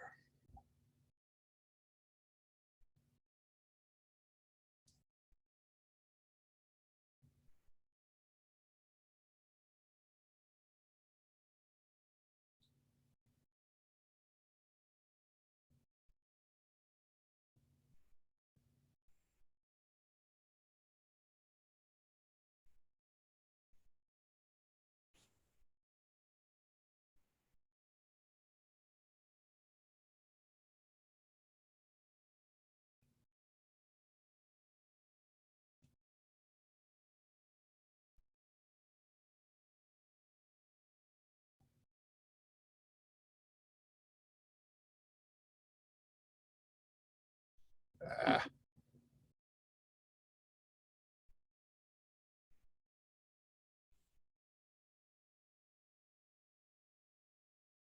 Not close.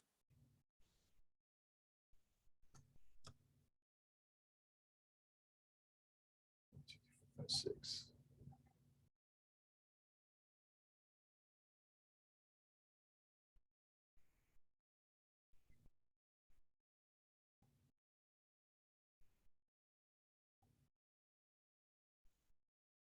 Oh, come on.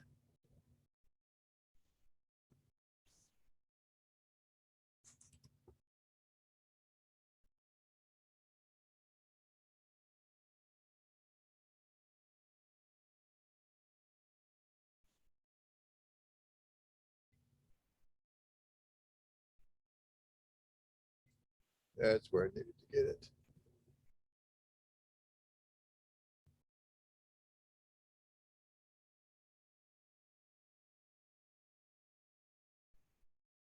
All right, so 39, 27, 99, or 28. We had 28, 14, so 77, 96. That's a little bit off that way. Let's see if I can fine tune this a little bit.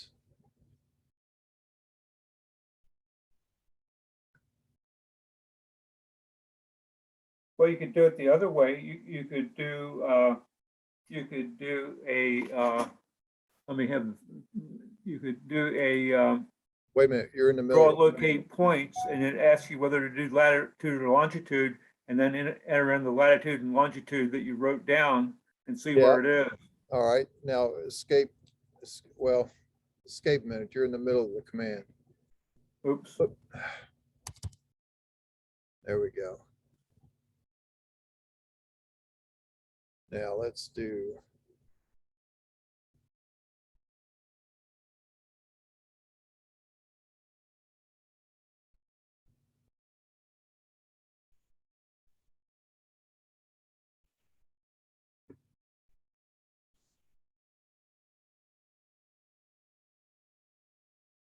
All right, let's put this as point.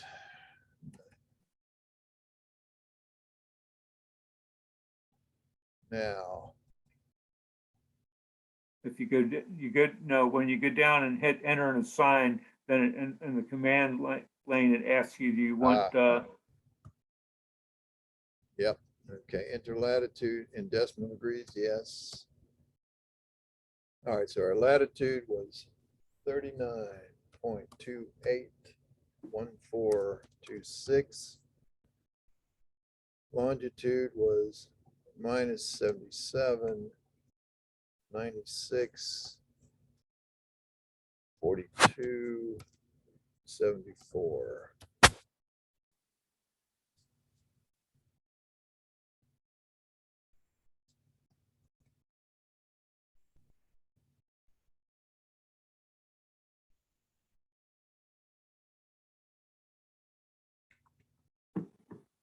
Yeah, see, that's way over here.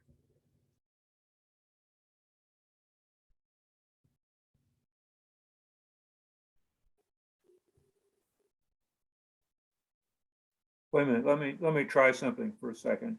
All right.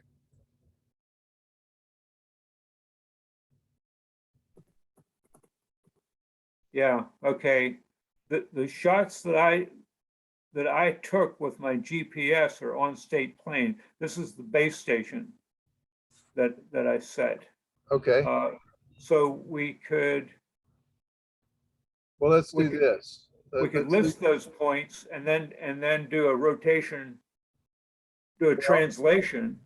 let's do this here a minute. Put this on control. And let's do.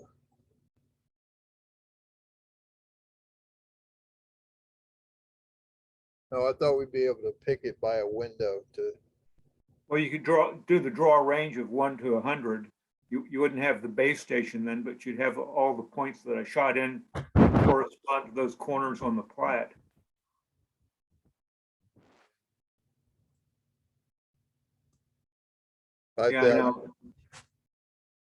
Yeah, now this is this line. All we have to do is do a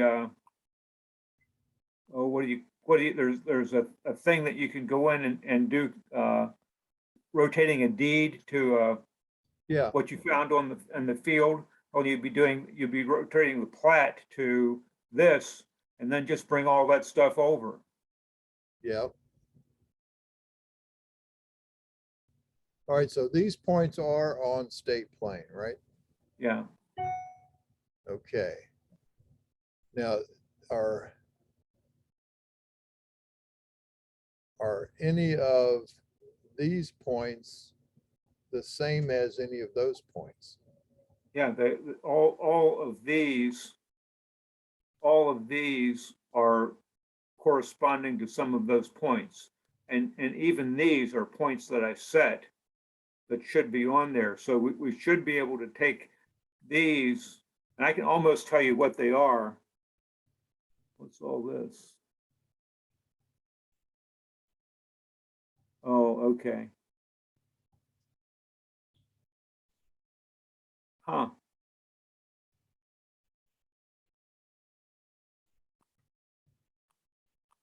So let me see here.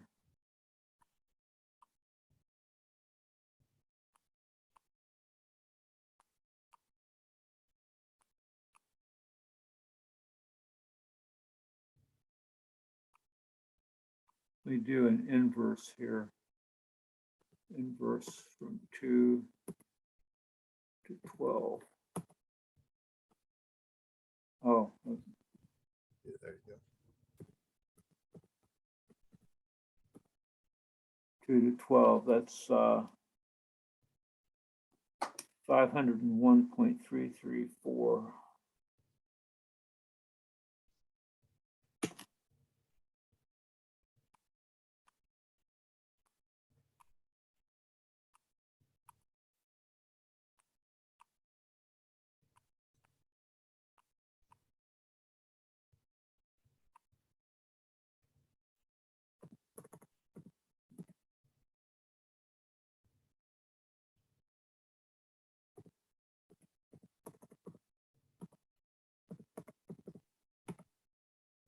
Yeah, 501.427. So that's there's a little bit of error in there because the points aren't precise. But you can see the pattern there. Right. I mean, I can go through in just a few minutes and identify which points on this plat correspond to which points are in the coordinate, and then couldn't we go into that program where you Yeah.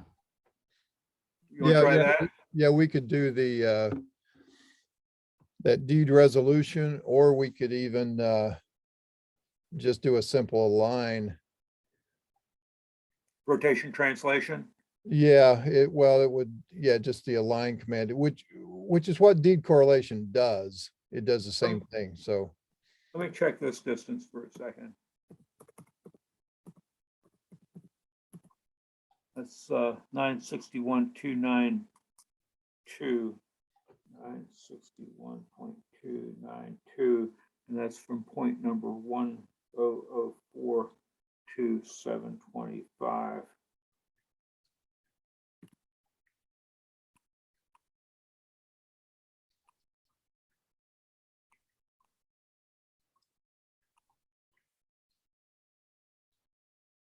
Okay, and I think that would be the same as inversing from 2 to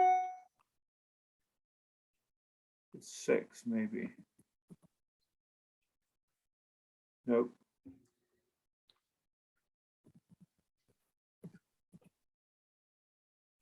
No. No, that's the, I have to figure out which point that is. All right, yeah, is anything like this concrete monument number 4, is that, here, let me.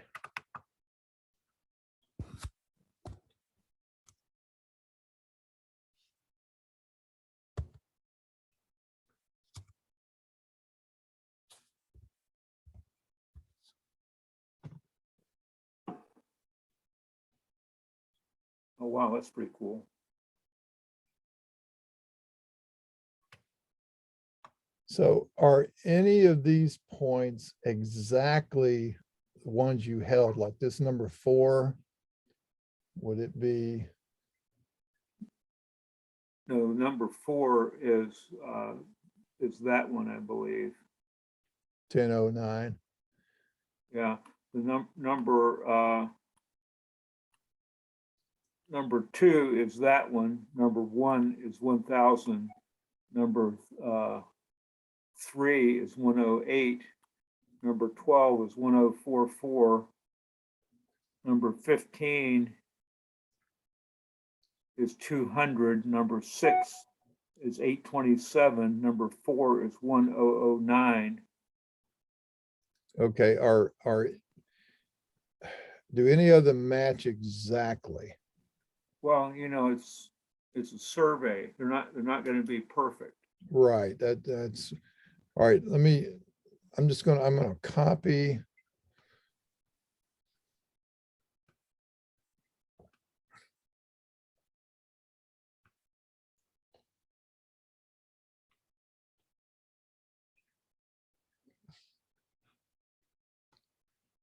All right, so you say this one is like one point over there that you know? Yeah. All right, so if I go from there to, where would I go over here? To number 3.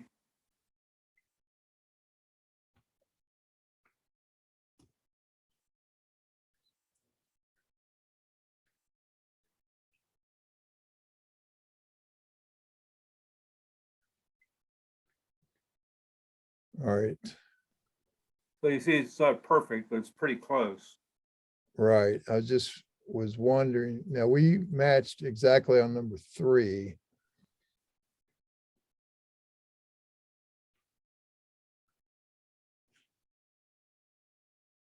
So that's where it would be handy to enter into the deed correlation. Well, let me see, they all look about the same. So if I move,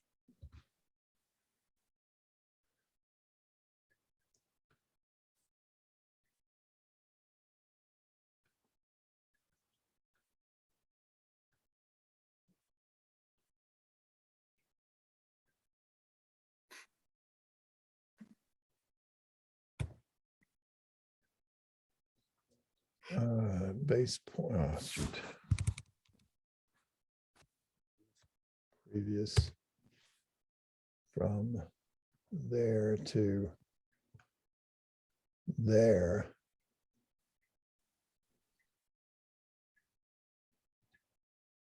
Still not exactly.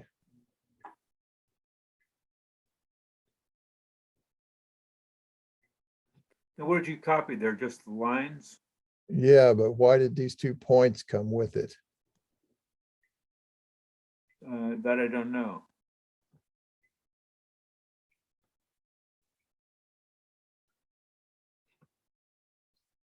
Oh, I do. Do that. I think I did a crossing and I got those points. So if I take these individually,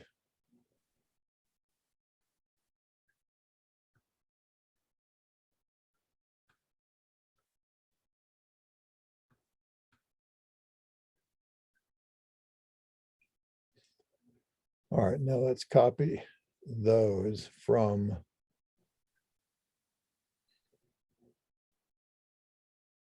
here to, I'm going to be like right in there.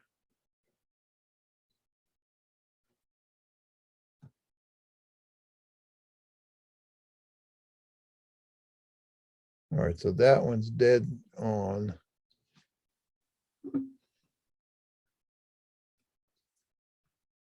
Close.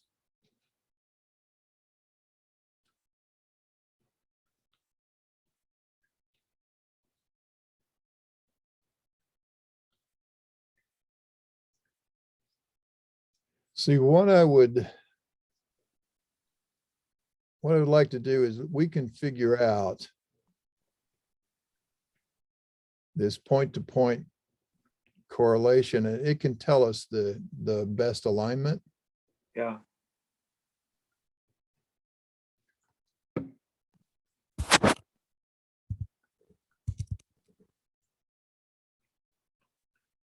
So let's set our deed correlation here a minute. And we're going to go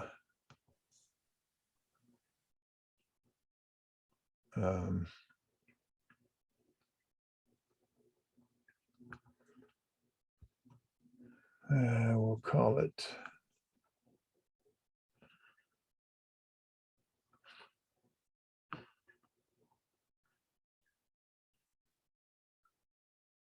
all right. These are your survey points. These are your deed points. Right. We're going to go deed to survey. Okay.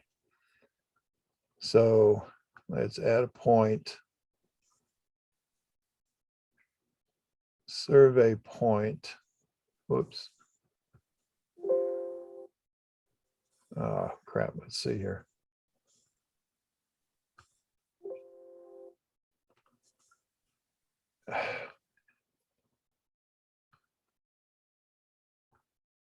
I got to see the numbers. 1, 2, 3, 11, 12.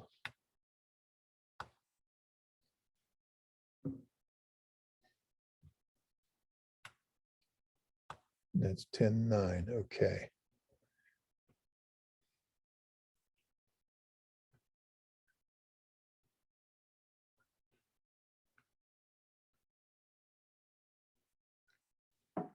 So,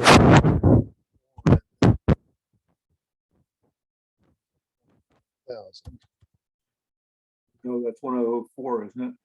No, you're right. You're right. Sorry. yeah, that's all right. And then 2 to 1004.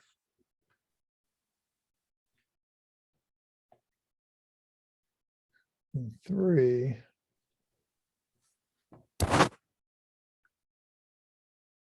is 1008.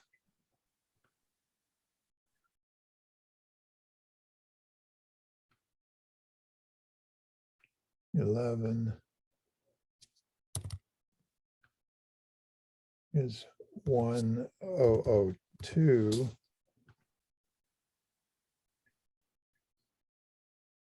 10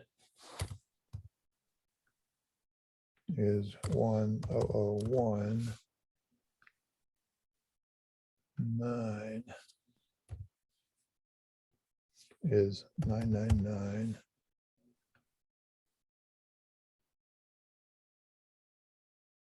Is it 5? Yeah.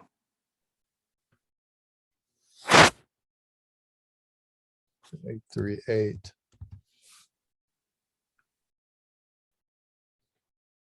And so we had 12. Was 1044. And I'm going to save that for a minute so I can get this repositioned.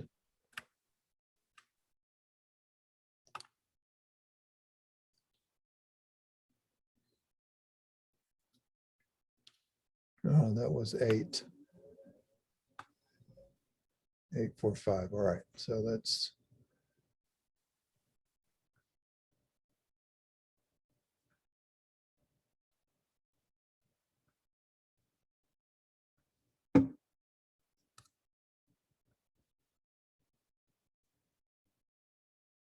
seven is 837.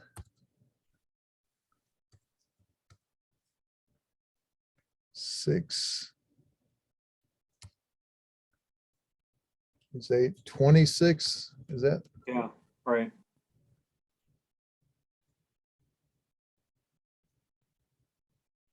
Four and five.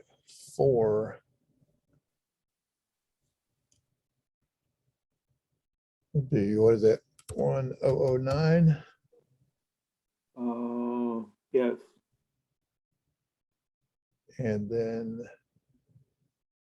five, 827. 827.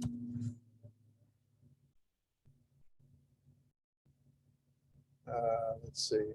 We have six already. Yep, 826. All right, let's save that.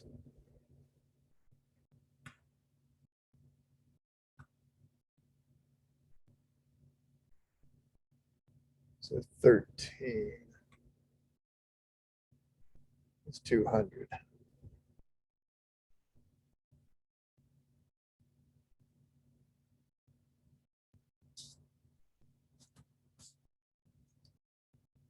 Now, Okay, there's a point missing there. There should have been a point down there at the, yeah, there should have been a point there. I don't know what happened to it. well, we may not have drawn it. No, I think it was showing on the other drawing, but maybe I'm wrong. I don't mean the other drawing. I thought it was showing there, but I could be wrong. Well, there, let's take a look at this. That's a single line. Did it just project? Yeah, All right. 26, we had that. All right, I think that's probably all we can make use of. Now,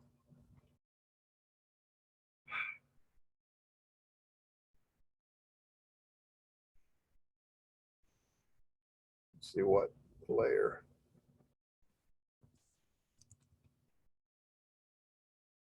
those are from the original old job that they don't really, we won't need them for anything on this job.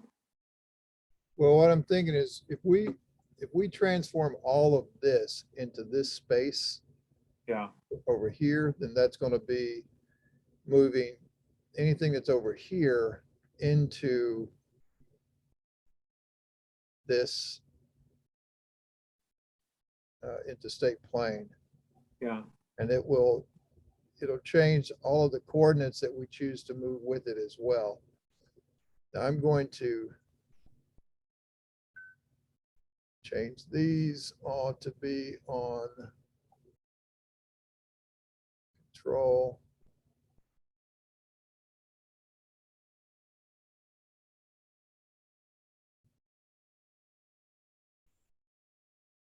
Let's make them green.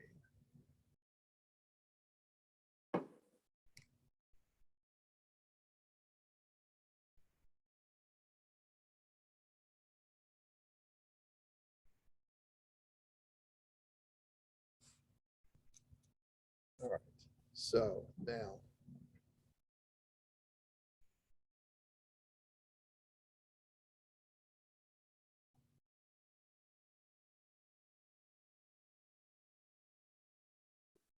We look at deed to survey, that's gonna take, you know, we can choose to bring these along for the ride if we want, or we Okay. can take these points, but we'll see. So let's choose. Let's take a look at this inverse report. So now here, 1 to 13, survey point, or 1 to 1,000 is this distance. No, I'm sorry, that's 1 to 13, yeah. 13 to 1, of course, will be the same thing. All right, so here's what we need to look across the columns here. That one's pretty close. 0.6 is pretty close.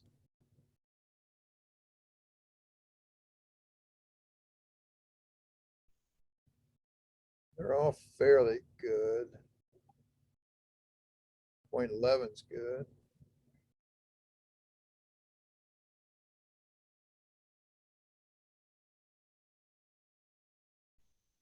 Eight and 12 are kind of off, but all right.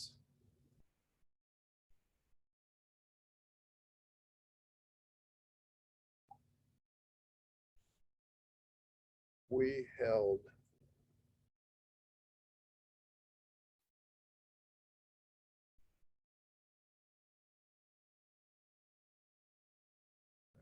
now.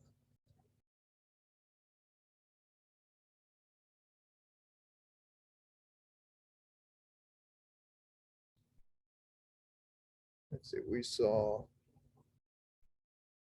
6 and what was the other one?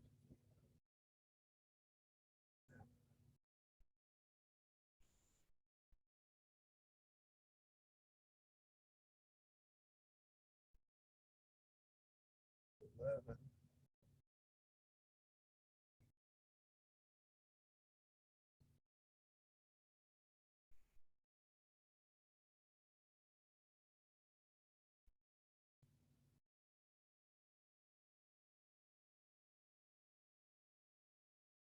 All right, so 1 to 6.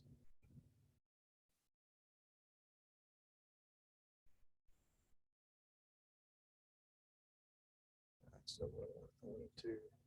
Why don't you try find minimum alignment? I want to take a look at this thing for a minute. If I hold that.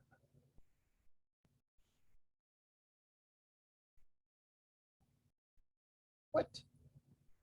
Oh, sorry. It's the D points. So 1,826.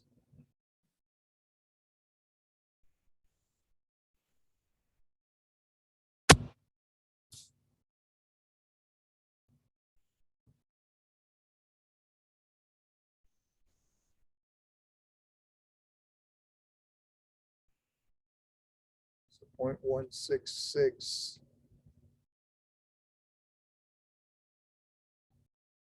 Now, if we find the minimum, they're saying to hold 0.4 and rotate into 6. And that gives us 0.155 as an average. A little bit more rotation.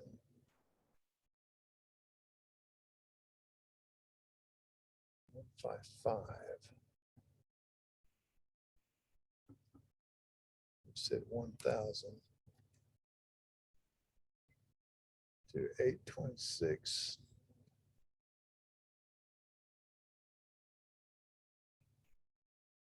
Oh, okay, yeah, so it worked. So to find the minimum alignment, it said we're going to hold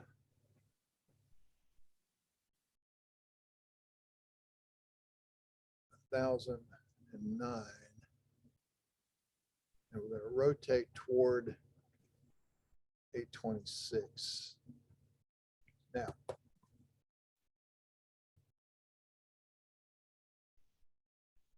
if we apply that alignment, see, it's going to take those points that are just around here, Right. and it's going to move them over to here. Yeah, All right, so there's 4 rotating to 6. And then if we align the screen entities, what we're going to pick is just the line work now. We got to come over here and pick that, that.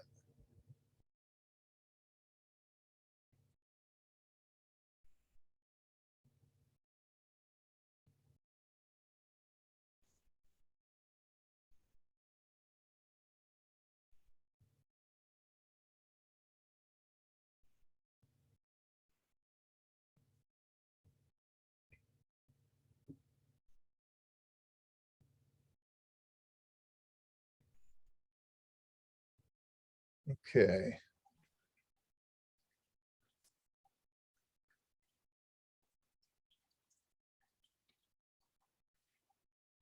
So it moved the points and it moved the line work. And did it move the points? it did, but we need to update the drawing from the coordinate file.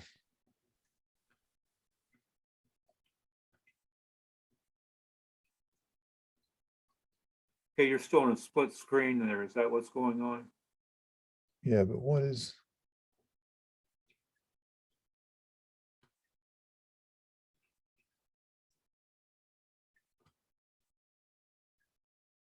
Why didn't it transform the point?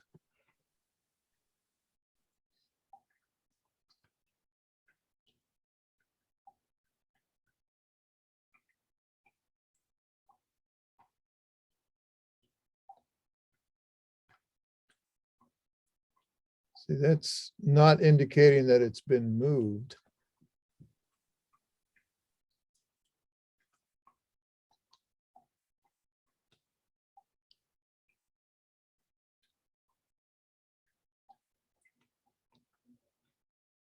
Let's fix this back a minute.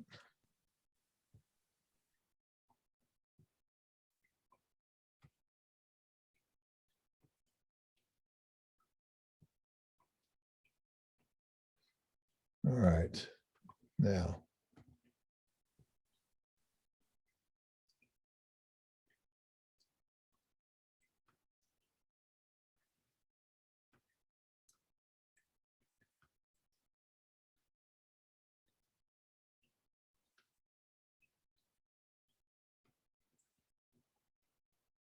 Let's apply the alignment.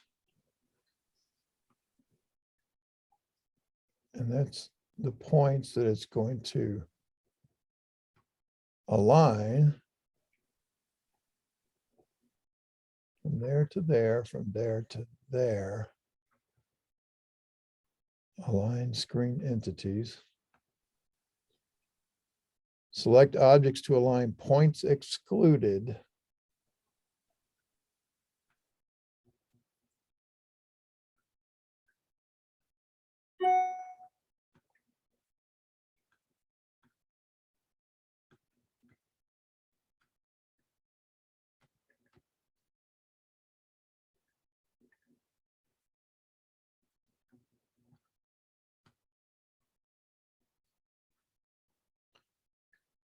Okay, that should do it.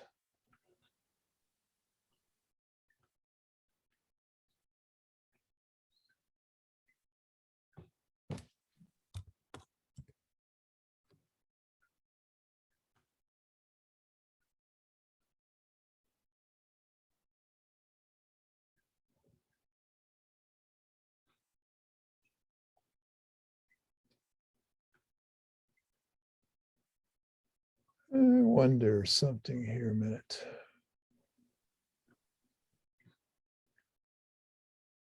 These all have elevations.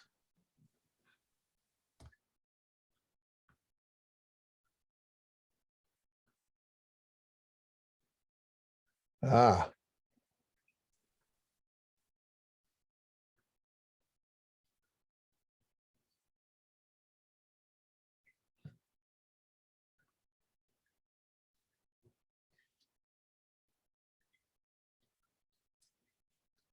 update the drawing from the coordinate file.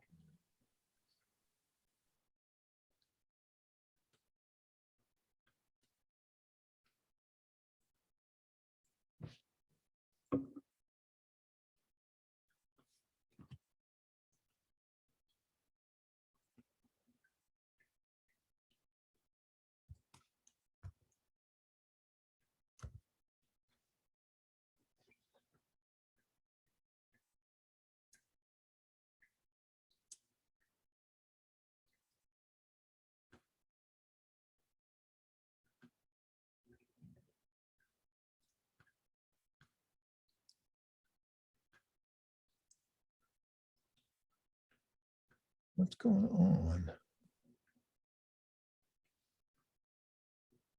Because you have two split screens? Does that have anything No, to do? no, no, no. See, look at the coordinate here.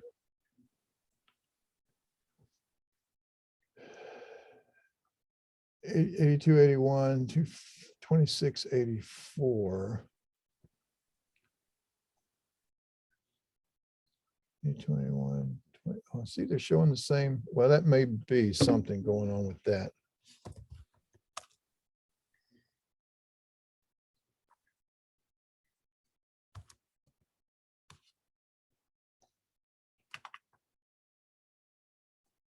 Huh.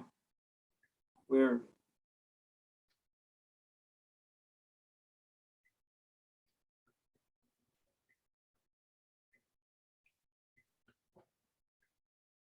All right, let's see here.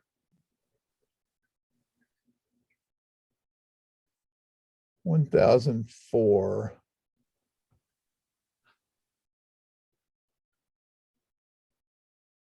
Versus 2.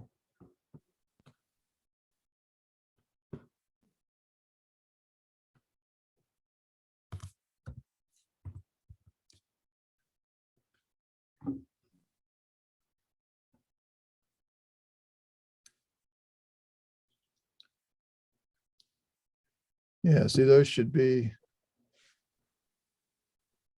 The same, essentially. yeah. And in fact, if we did what was 6, was that 2009? No, 4 was 2009 or 1009.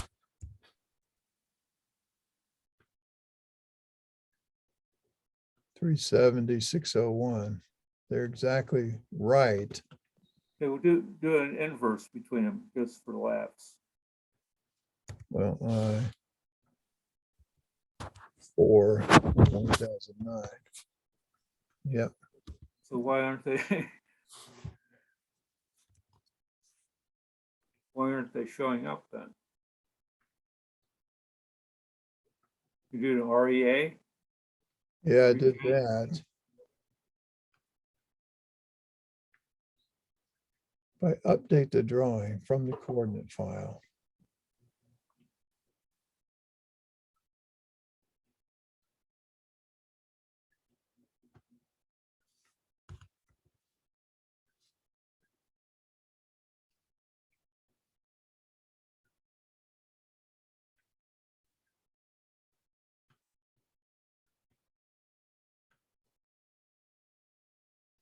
It's control turn. Let me see a minute. Let me do that. I don't think.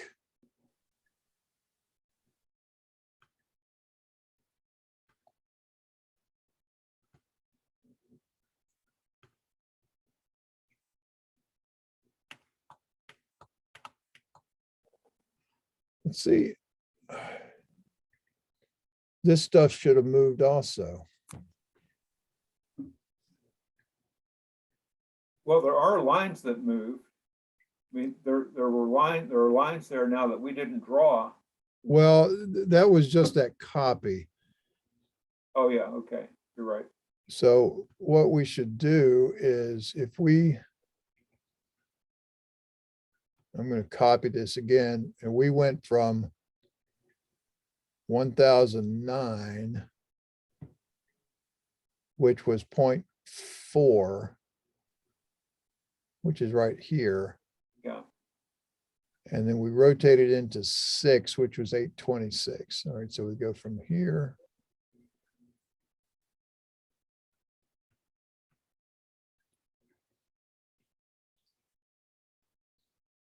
to there. And then if we rotate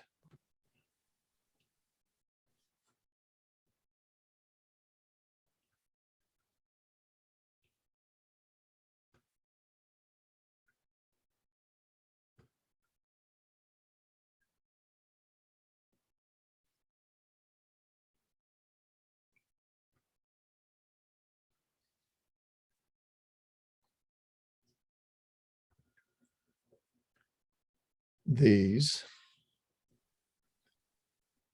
from here, oops, let's get the coordinate. Reference from 4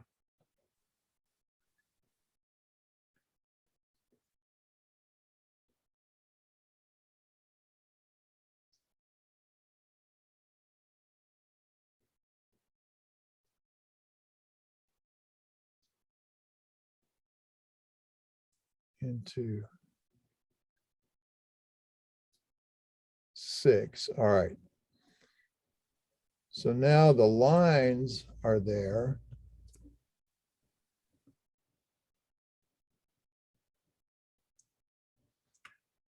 You know, I'm wondering, Mike, if it has to do with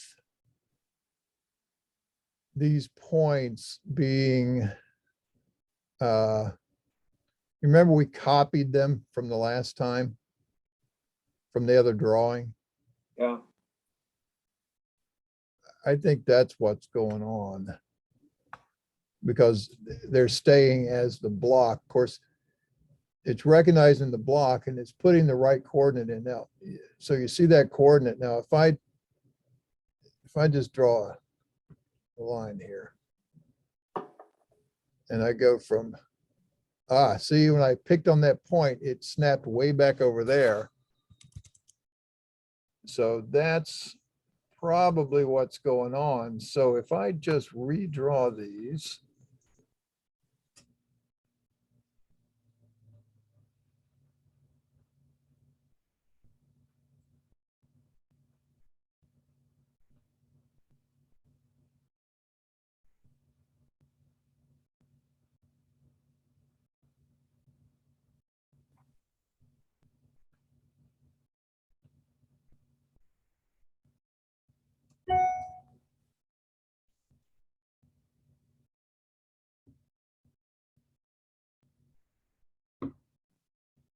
let's see, 999, 1001.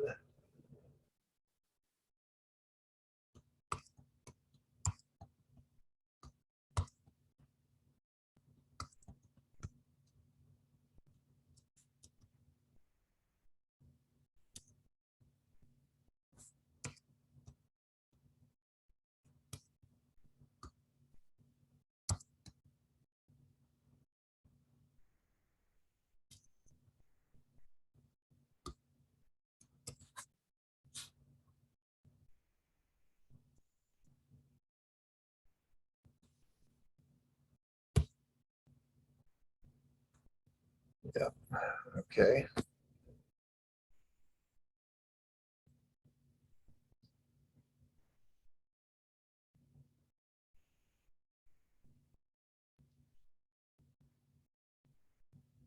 Yeah, 826.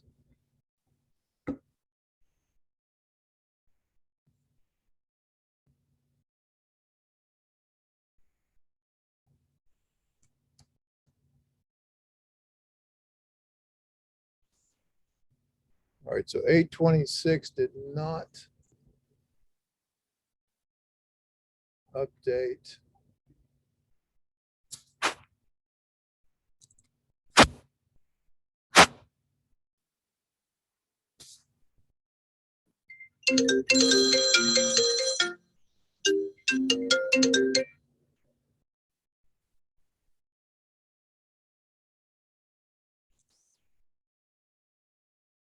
And why is 0.6 over here? It's moved.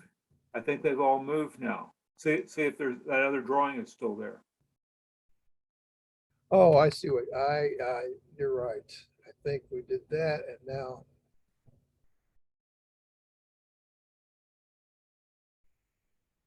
See, there's that. The point that didn't move is 755. So there's 826 and 2. So that's all good. We didn't have that point and we didn't have that point. So these are all. Well, we had that point on the other drawing, the 755. We just didn't pick it when you did that last thing. Right. And those are see, these are all the leftovers. And they're just 725. Yeah, see, there's that one and that one.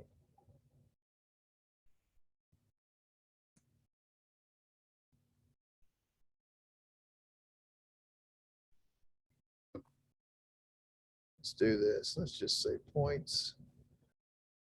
Draw, locate points. Erase and redraw.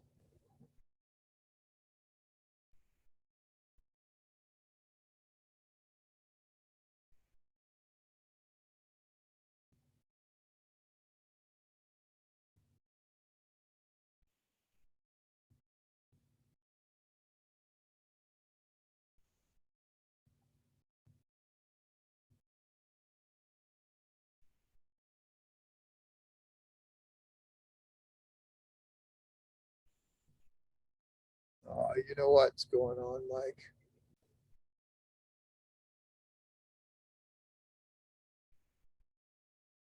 When every time we moved it, we kept moving it further and further. See, these are where they're supposed to be now.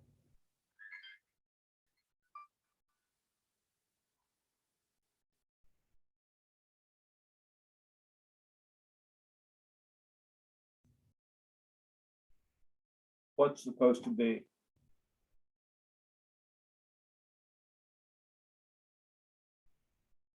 Yeah, see, I think. You think that's on state plane now? Yeah, see, I think this is matching the massive points. And then we moved it here like a couple of times and it kept moving them around.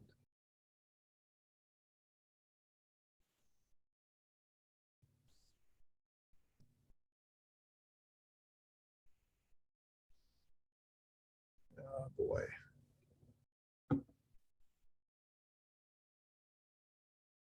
Let's do this.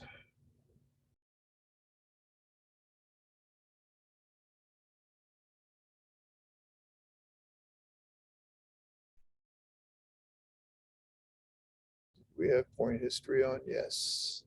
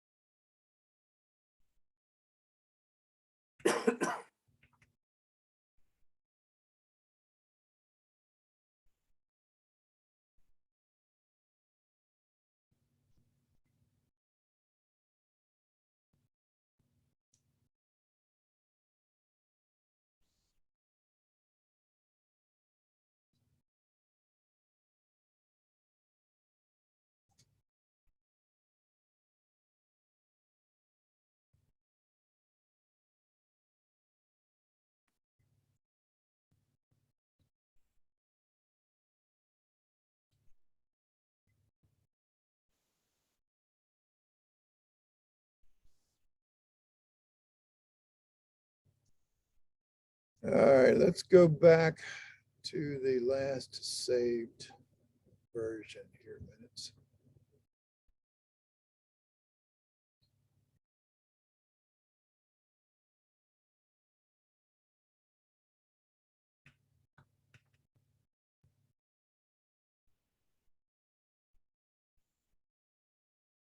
See what we need to fix over here. If anything, nothing yet. All right. So these are your points.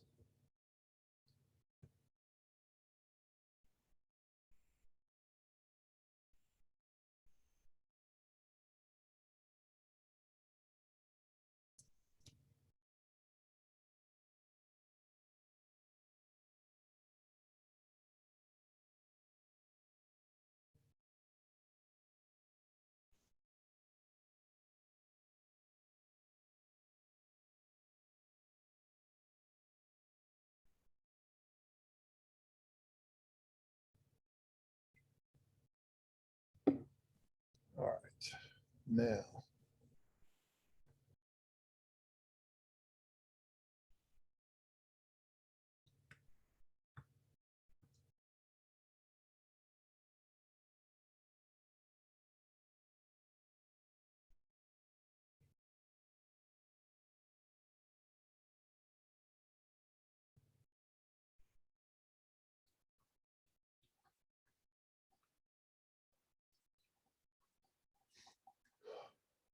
what were our numbers like 1 through?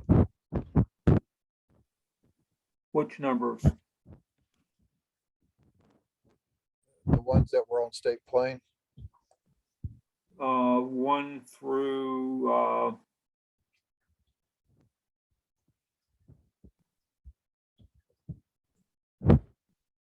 probably 1 through 40 or so.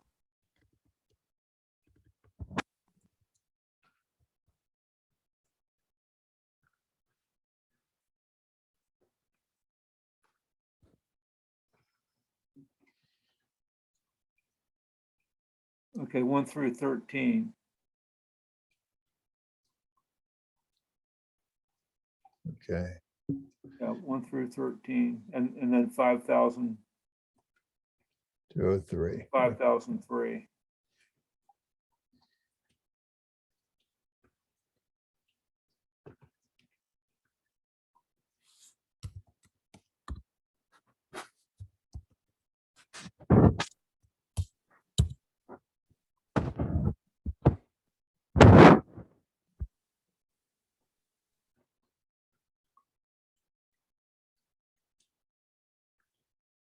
There now.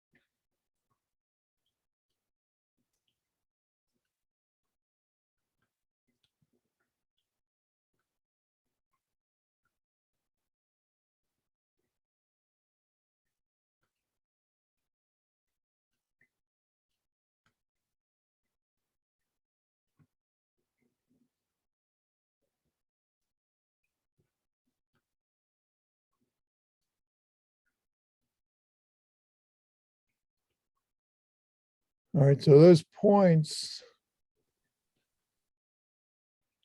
So if I say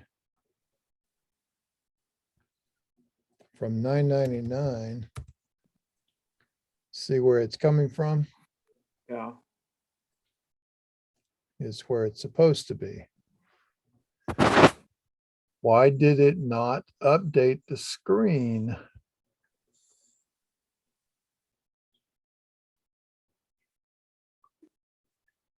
Just for a laugh, do a list point there of 999 and see where.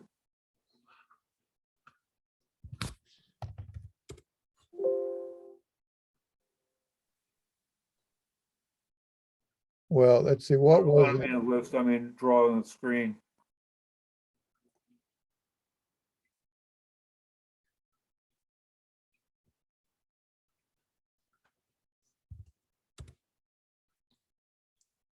See, it's supposed to be 9.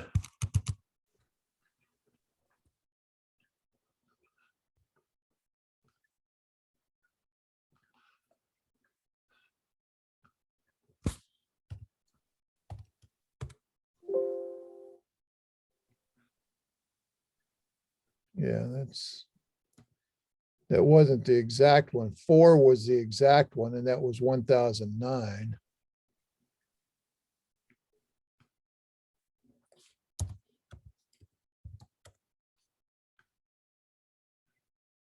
Yep. Okay. So that part's good, but the points never updated.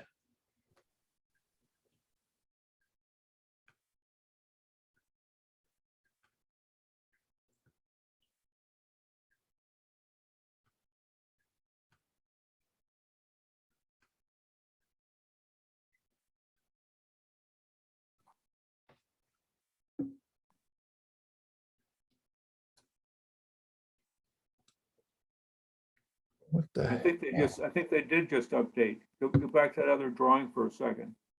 Yeah, that did, but why didn't? Oh, I know why.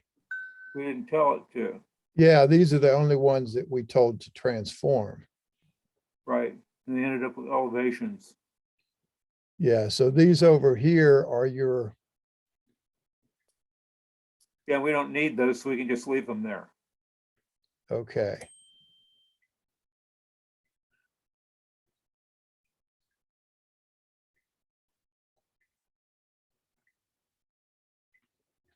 All righty, so now let's go back. Let's see, I want to redraw the points, but let's erase points from the screen.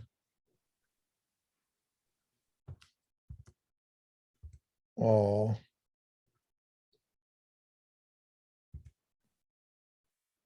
No. Both. Okay. Now we'll draw locate.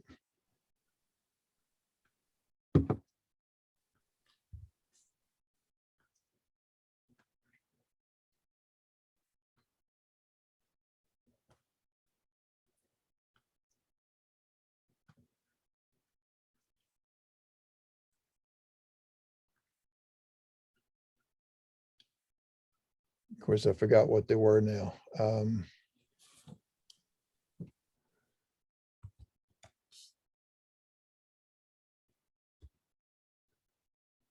there was an 826.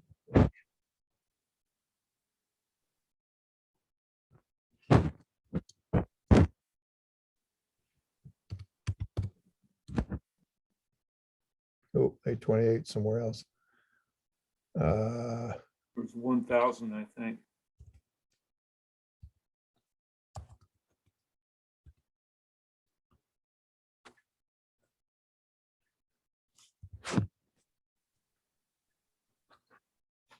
And I remember there was a corner.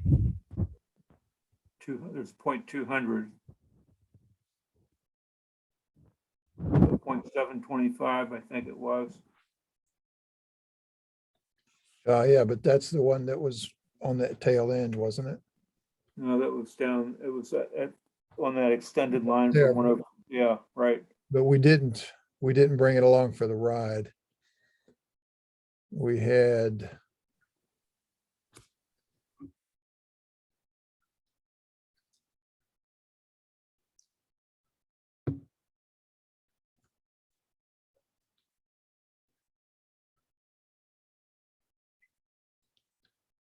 We had these two. Let me go back to that deed correlation file and look at the list.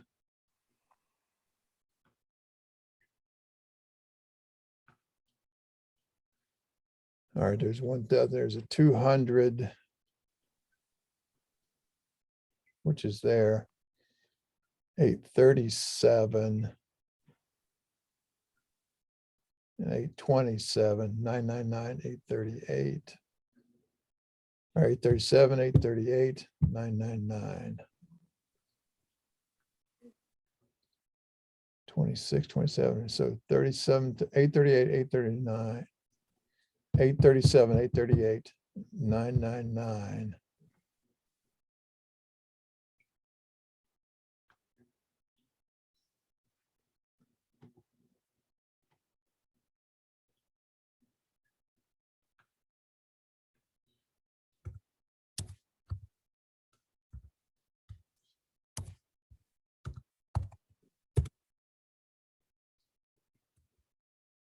Okay.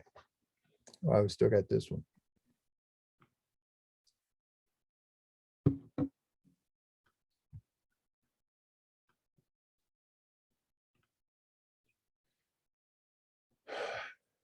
Do you remember? Should be the same as 31008, I believe. 1008. All right.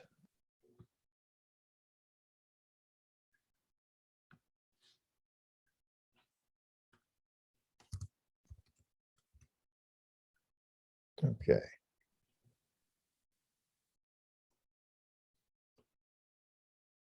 And then if we want to get that 725, or if it goes right on the end point of there, we can move it too.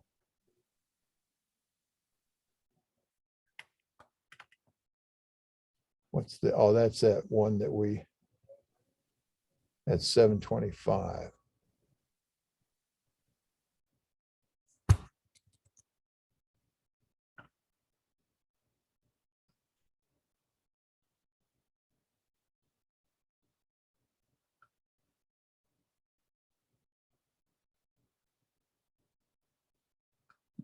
It's just.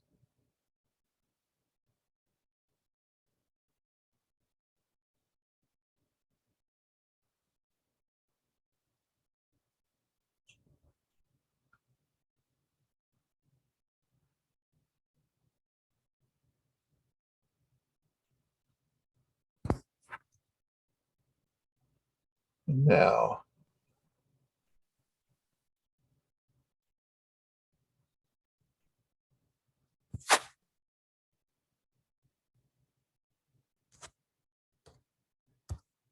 I think we have to make a slight change and then I'll put it right back.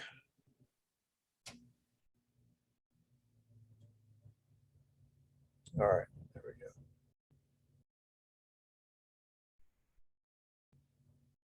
So now we need to get those three.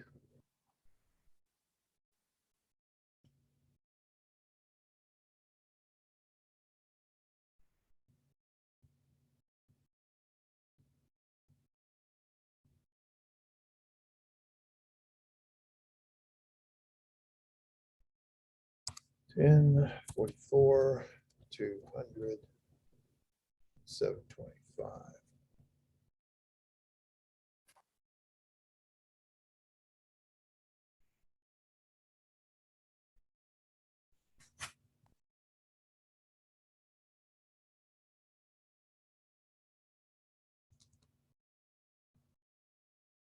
All right.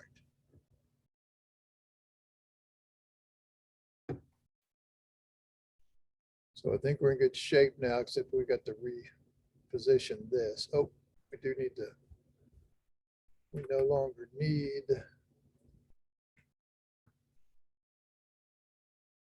those symbols.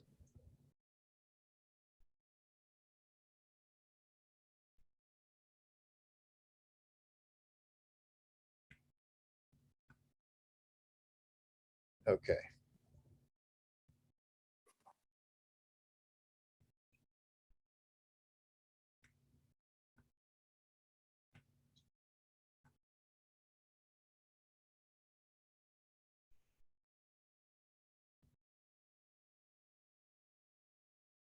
What would you do? Hit zoom extents? Well, I gotta unlock it first here. Now. Put it about in the middle.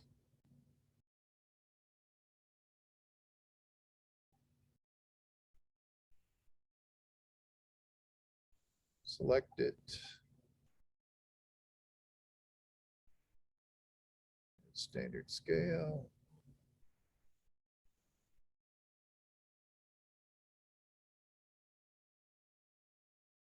Lock it back.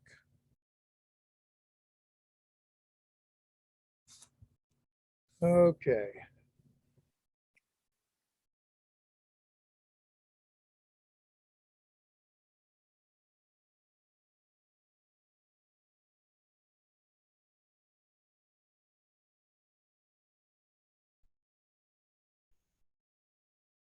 Okay, now the grid text.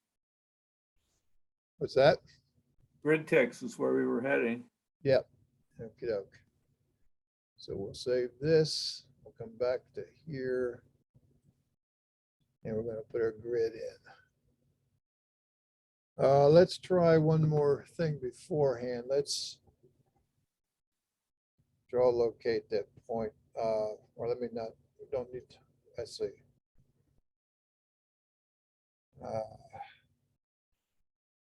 Sorry, not that. Here, 9999.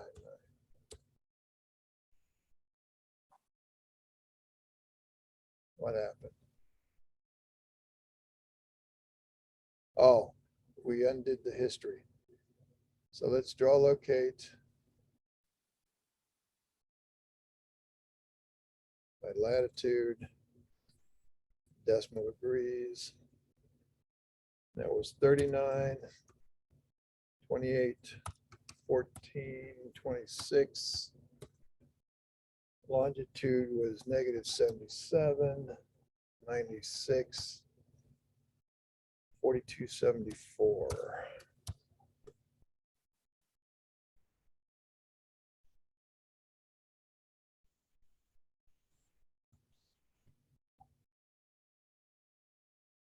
Right where it should be. Okay. Yep.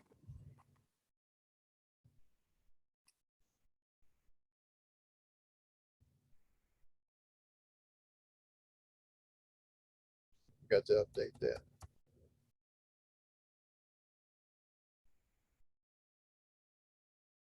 Okey-doke. No, I don't need that.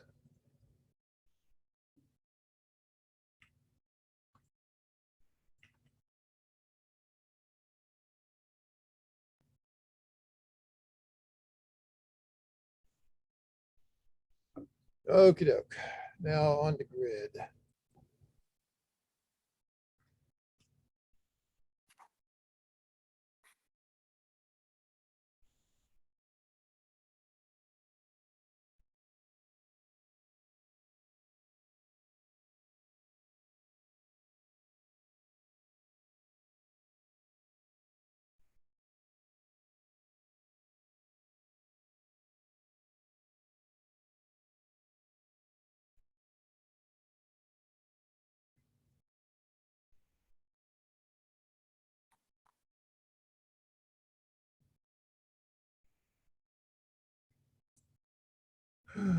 All right.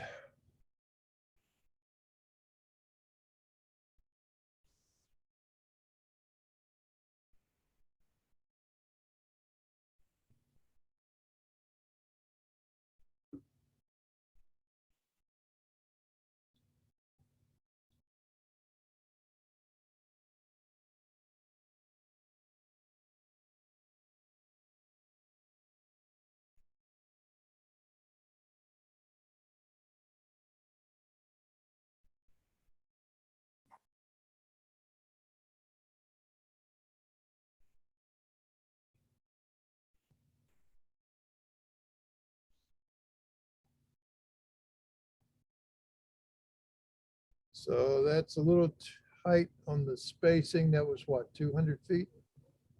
Yeah. So let's do it at 500. See what that does for us.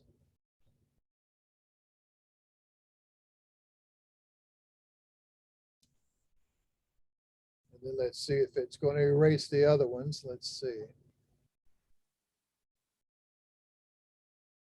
Nope. Nope. All right.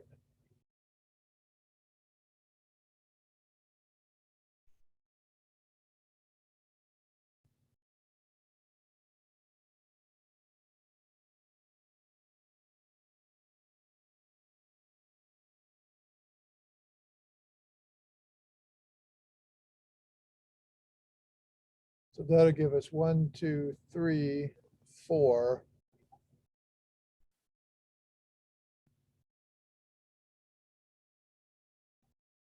That should be good enough, don't you think?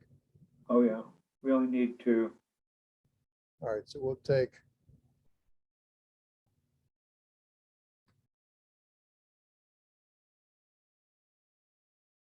this and this.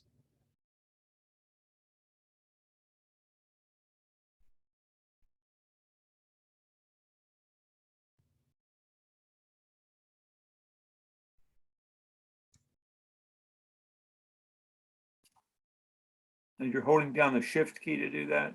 Correct.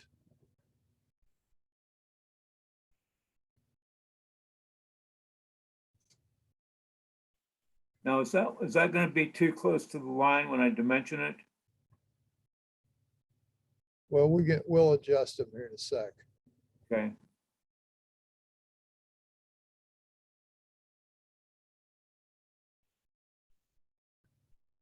And we'll do the same thing for these two.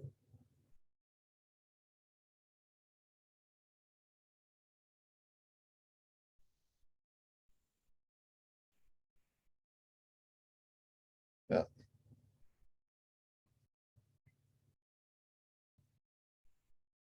Let's try that again.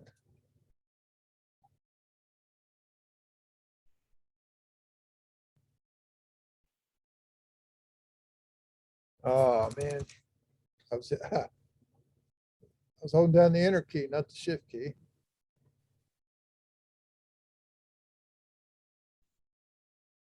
Must be getting late in the afternoon. Yeah.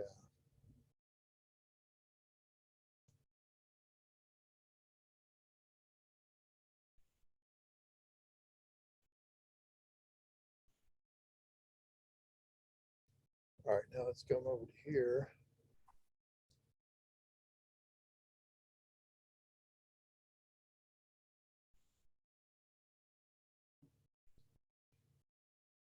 And let's see, let's adjust.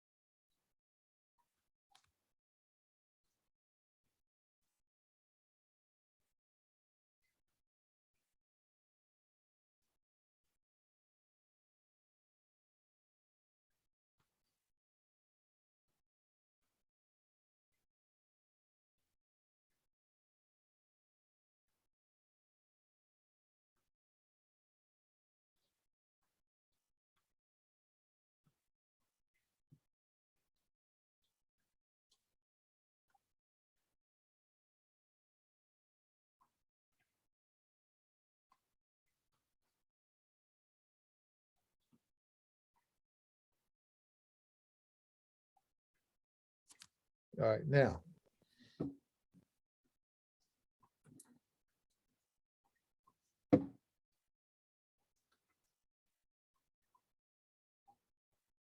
Oh, it looks like it put 2 spaces in there. All right.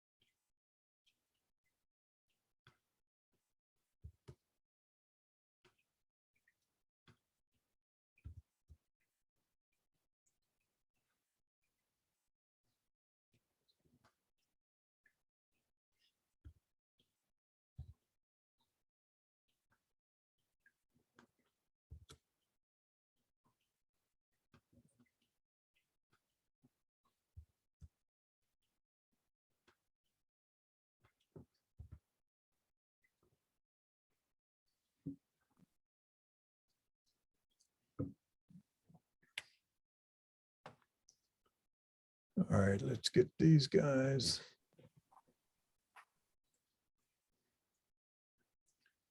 Snugged up a little bit.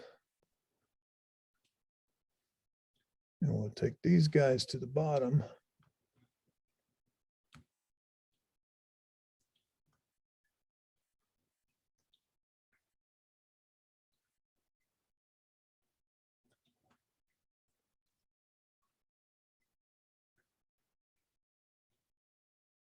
And we'll snug these guys up a little.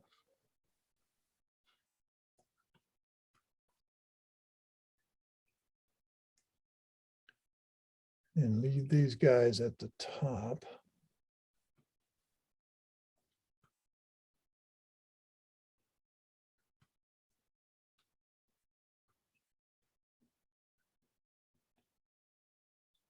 Okay, now we will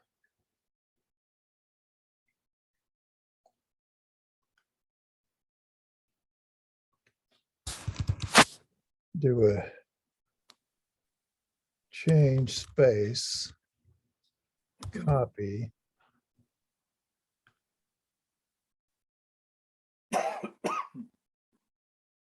Those guys.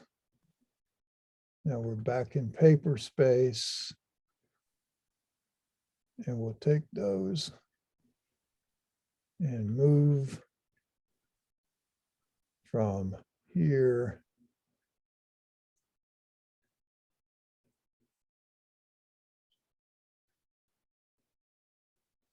to there.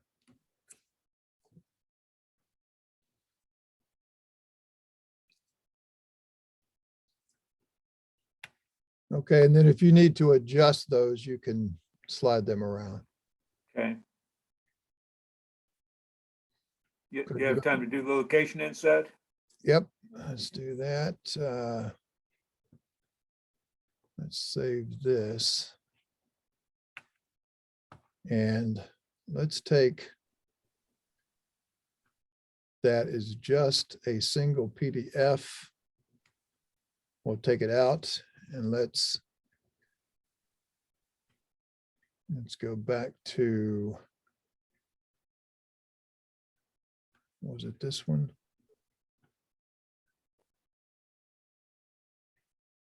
Yeah.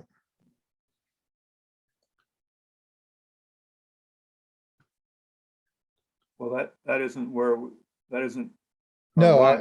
I understand. But I want to get the line work and everything in the title. So if we copy with the base point and give it that upper corner.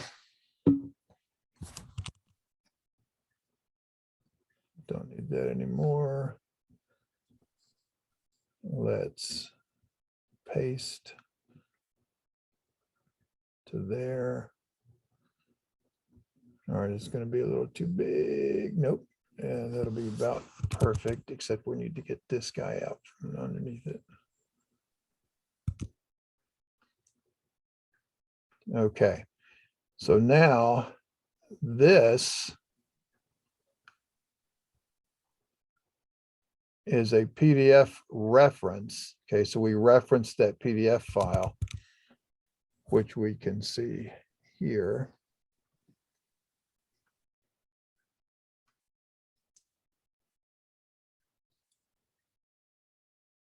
And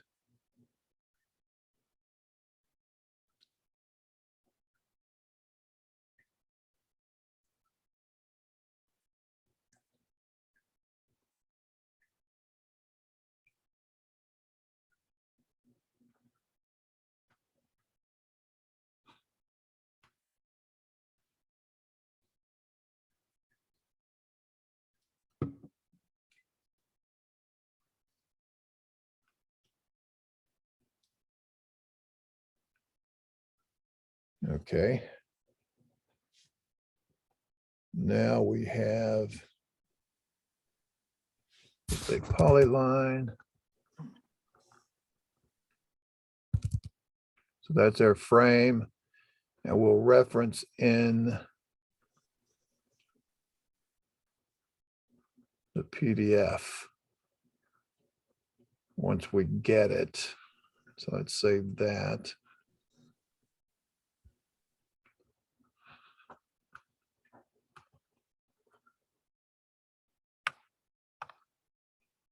Okay, so let's go back to, I'll let you go back to the state map.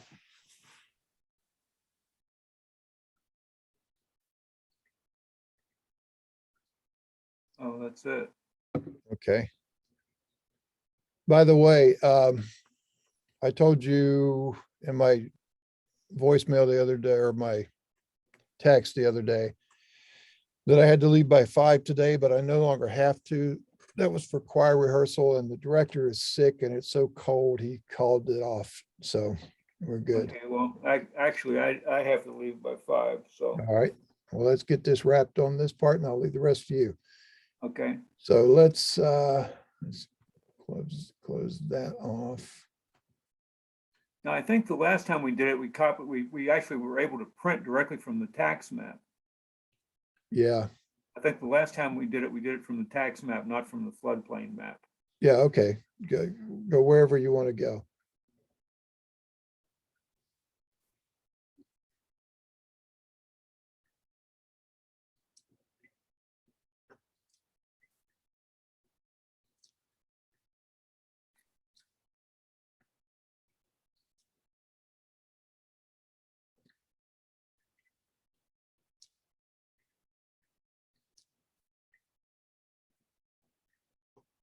Okay, those were our lots right there. All right. Let's yeah, about like, and come back up, come back. Let's come back up a little bit. Whoops. Oh, crap. Yeah, probably like that. Now, we are showing more than we need to show. Boy, it just won't let you go in between, will it?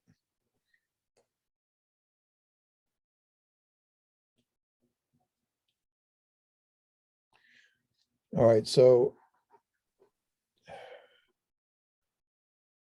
let's turn off a couple of things if you want, like the acreage and building footprints, whatever. I don't know how to turn them off in this. Oh, okay. We'll leave the, let's see if we turn the annotation off. That's probably what we want. Now I'd like to turn off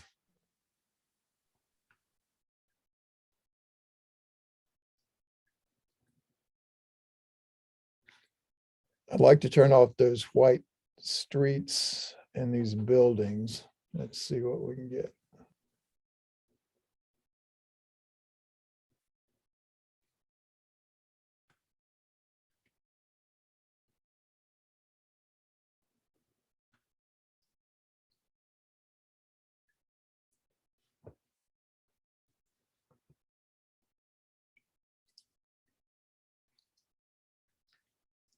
I wonder if we could just,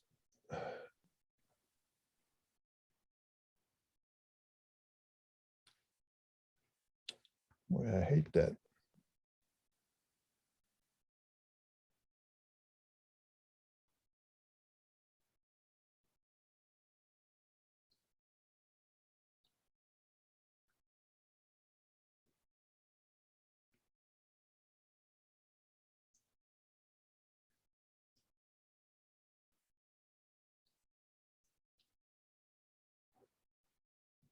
Yeah, let's see.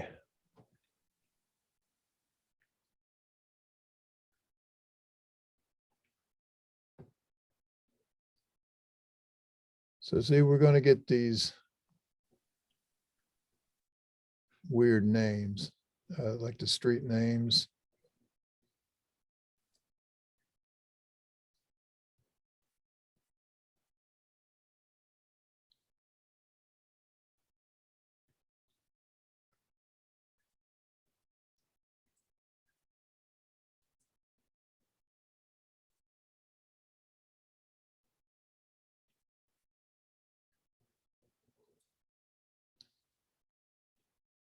I'd like to have that without showing those, like we got Sunflower Drive, Ledge Drive, and whatever this one is. South Childs Road. Well, that should be enough to identify it. Yeah, but it's, you know, where it's showing now, it's all underneath the lines and it's all sloppy looking. I'd like to find a base map that didn't have that. Let me see.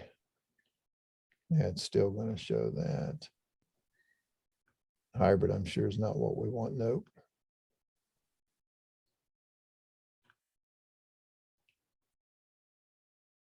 South Childs Road. State Route 113 or 43, whatever that is.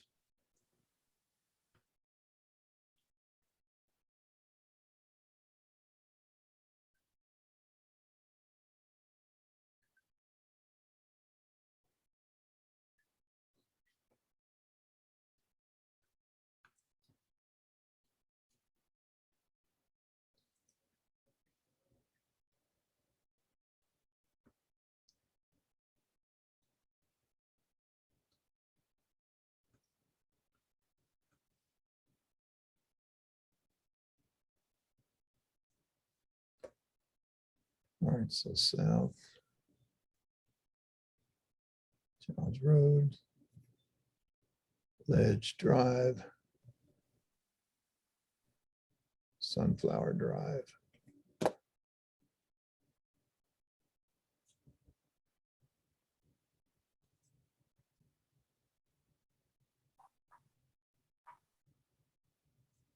Well, most of the location insets look like something a 12-year-old drew by hand. Yeah.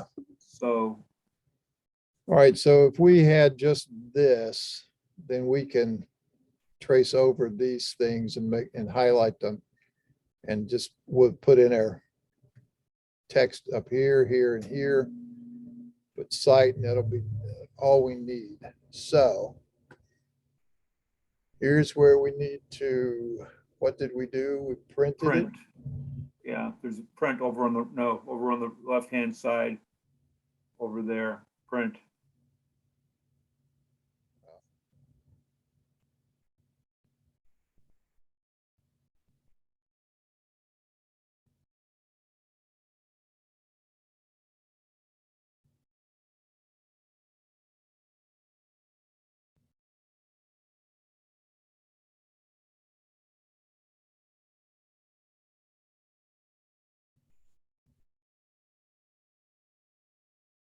Now let's see. I wish we could set the scale.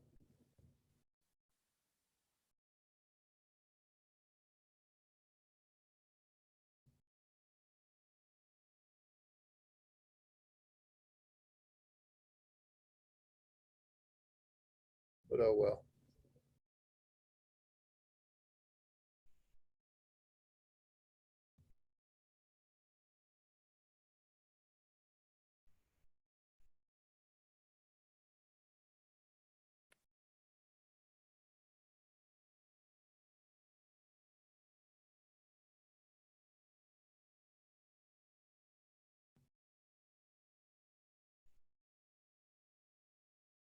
So there's the scale. It's 1 to 9,000. So we're not going to worry about that part.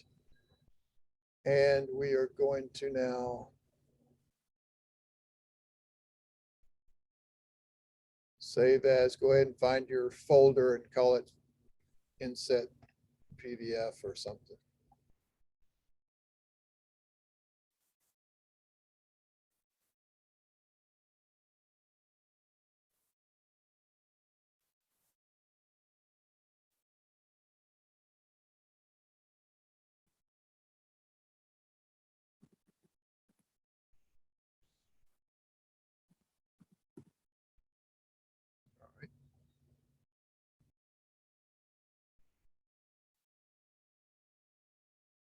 Okay. Now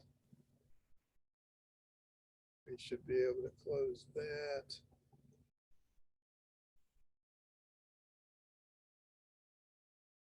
Close that. Close that. Close that. back to here. And we want to reference the PDF. So we come to our layer box, go to our external references, and we make a new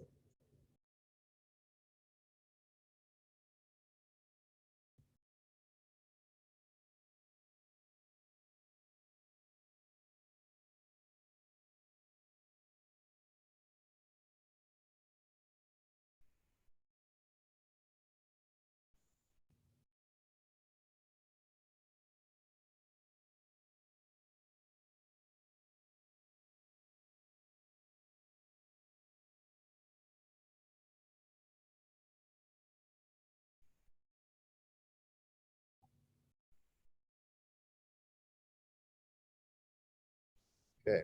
Now we're going to take that. First of all, put it on the right layer.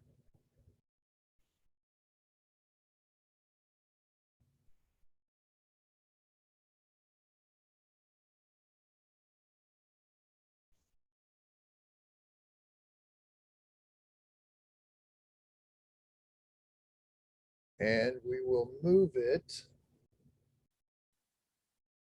Get it. Next, we're going to change the scale up a little bit.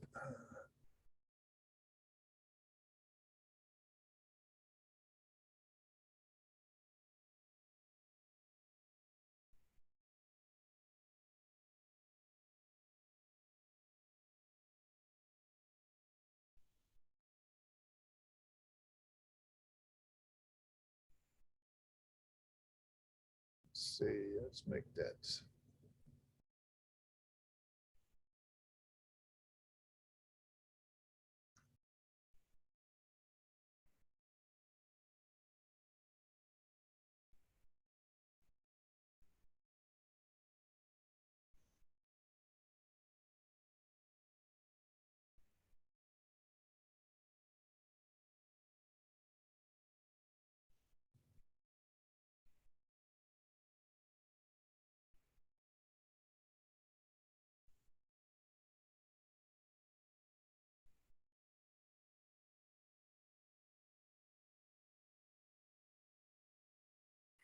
From down to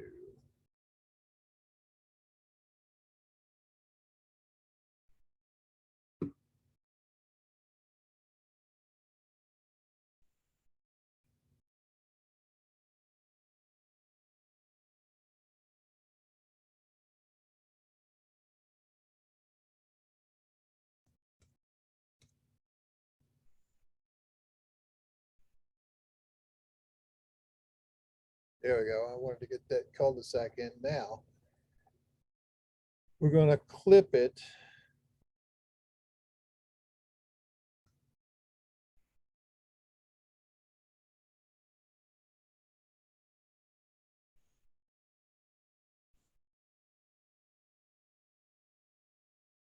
Figure out how to do it here. Let's see.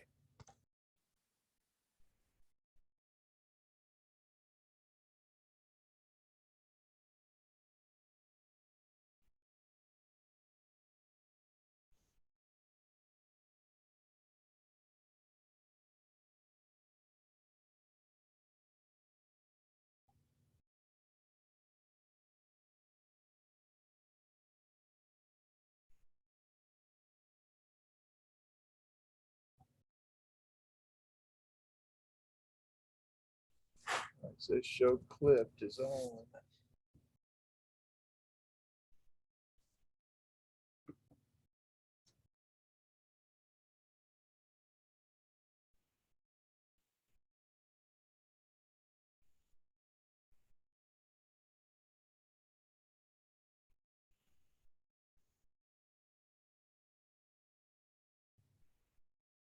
It's not doing why.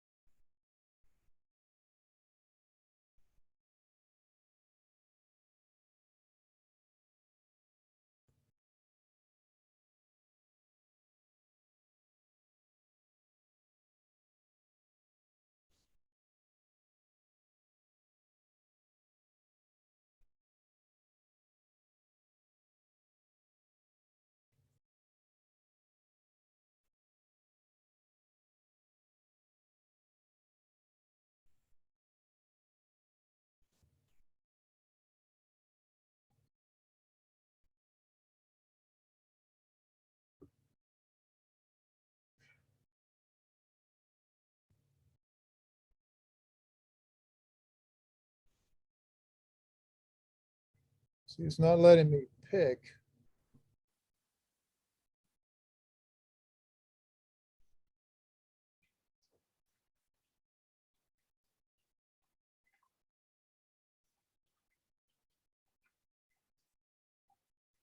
I want to clip it inside that.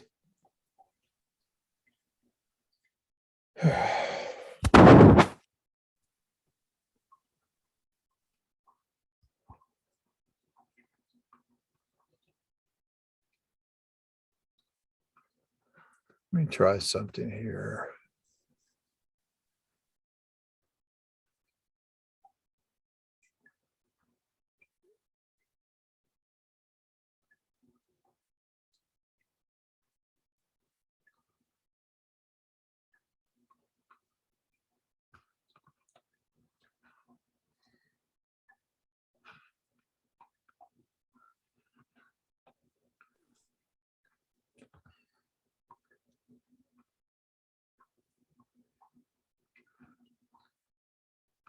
Let's unload that for just a minute.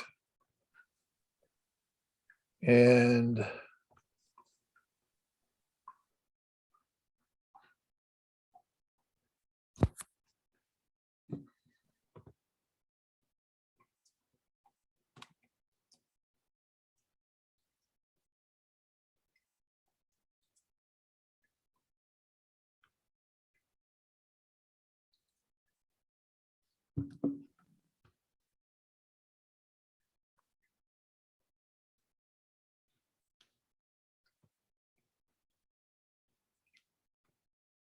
whoops.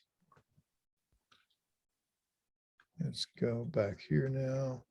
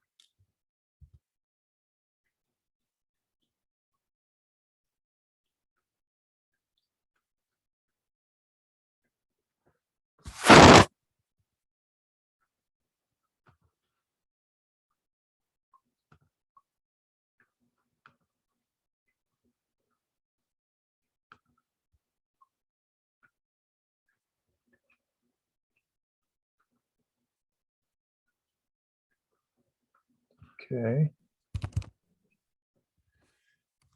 Now let's see if it'll clip an image.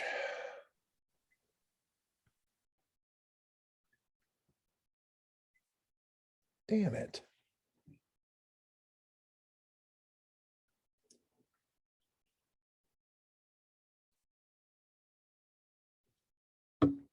All right. You can't move the corners in, that won't do it. That resizes it. See, that'll shrink it down and it'll still have this border. See when you do that? So here's what we can do. Let's go back to here.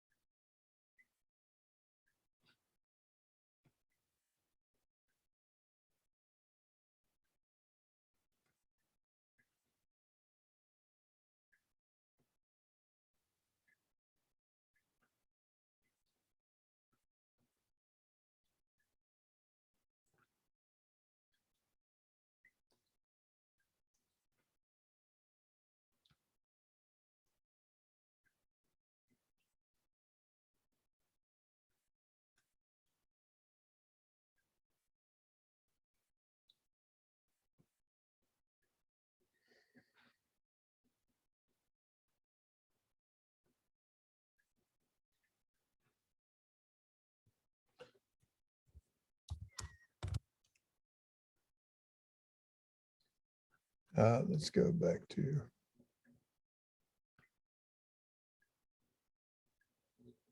Oh, find your folder here.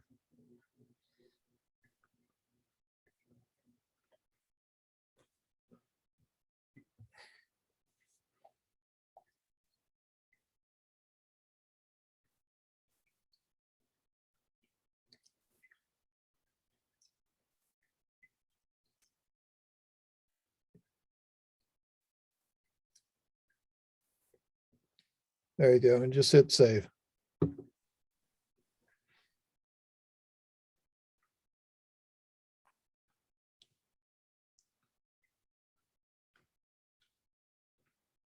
Now,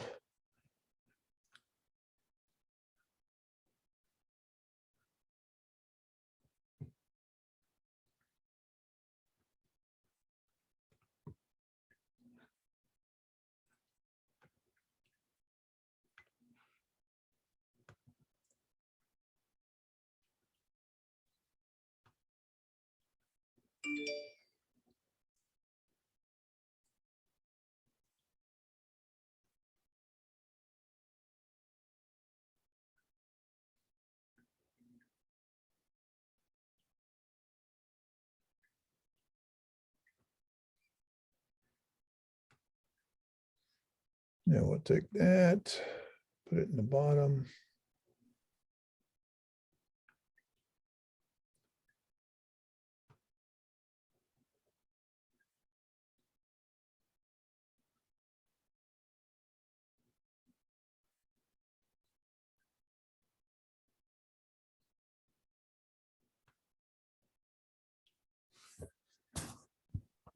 Let's see here, Mike.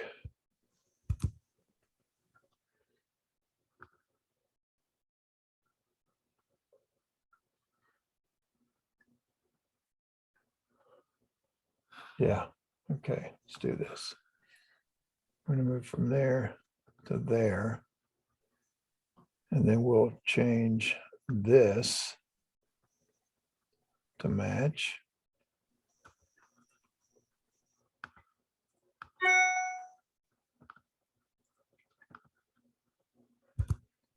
And we'll move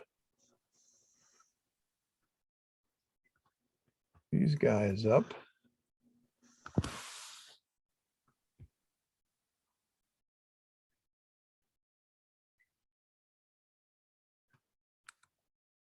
And this guy over.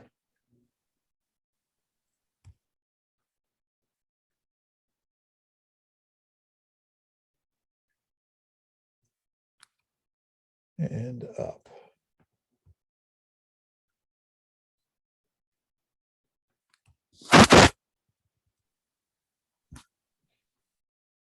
Okay, now.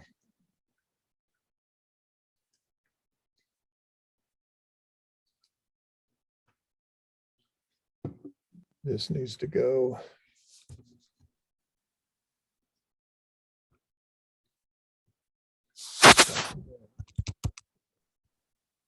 And this,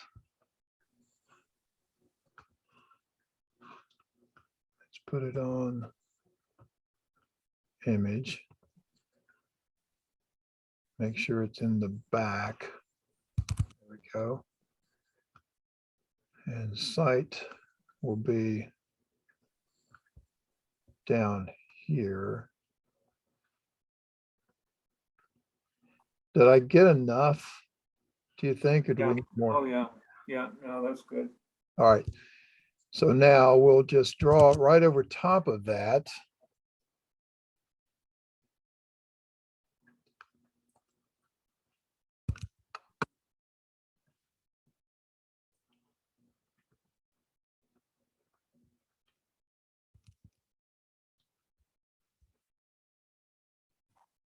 With our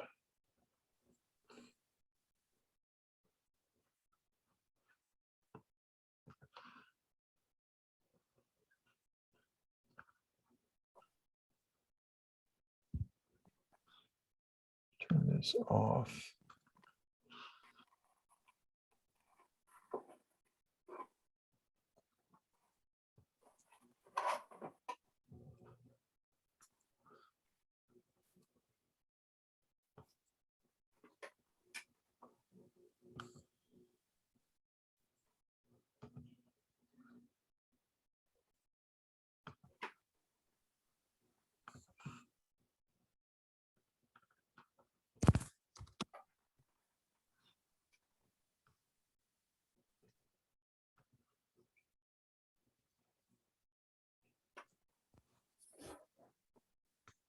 And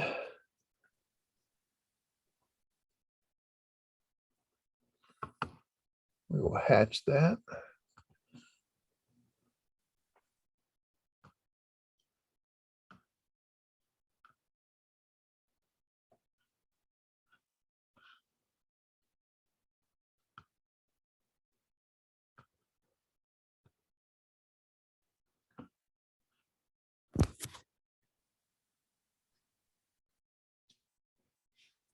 And let's give it a transparency. Is that they probably won't let us use it.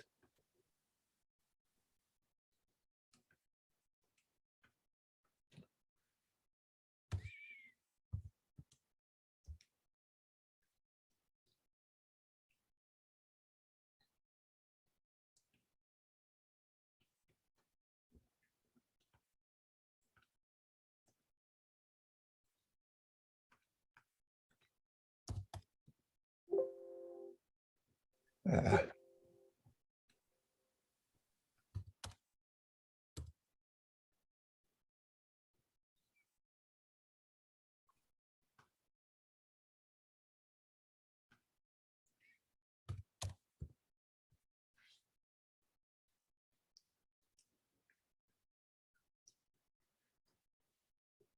All right, and then we'll.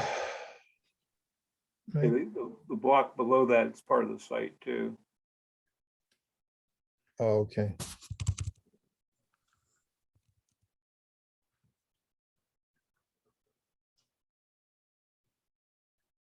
This parcel right here? Yeah. Oh, okay.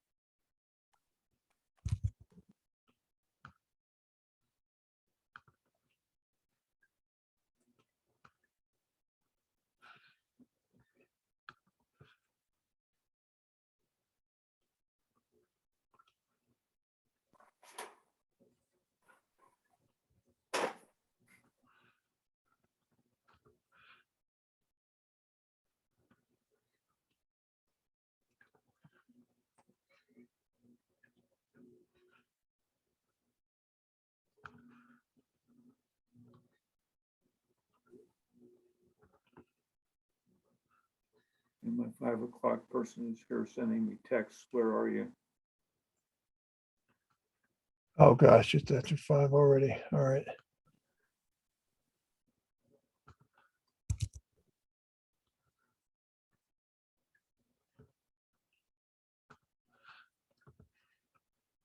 All right, let's bring this to the front. Leave that like that, and we'll copy, we'll do some text. Real quick, let's copy one up here.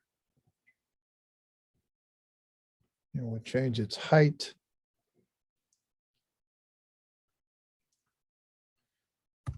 .06.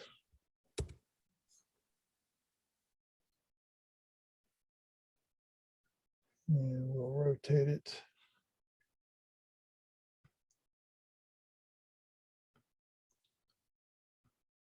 And we'll call that one. So what goes down? It's Ledge Drive, LEDGE Drive. Okay. Now it's, Then the other one with the 2 cul-de-sacs is Sunflower Drive. and then South Childs Road. Yep.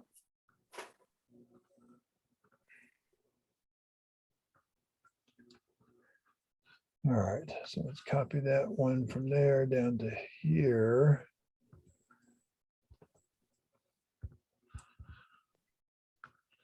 rotate.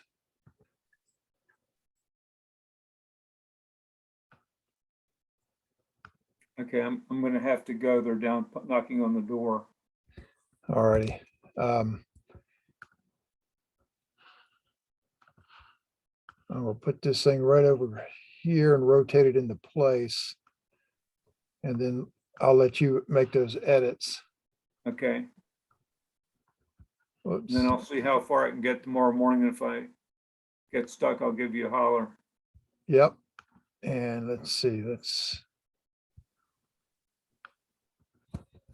put that there. So make sure you change those. I'll save this so it comes right back into that. I will turn that back on.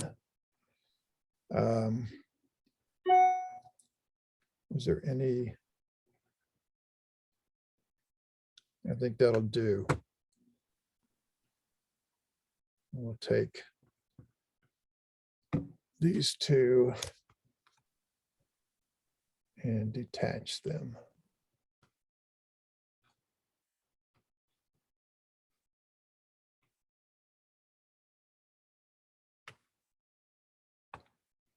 Yep, save that. So get that, check your area tables and everything else, and you should be good to go. If you have any problems, give me a yell and I'll send you the link for the file.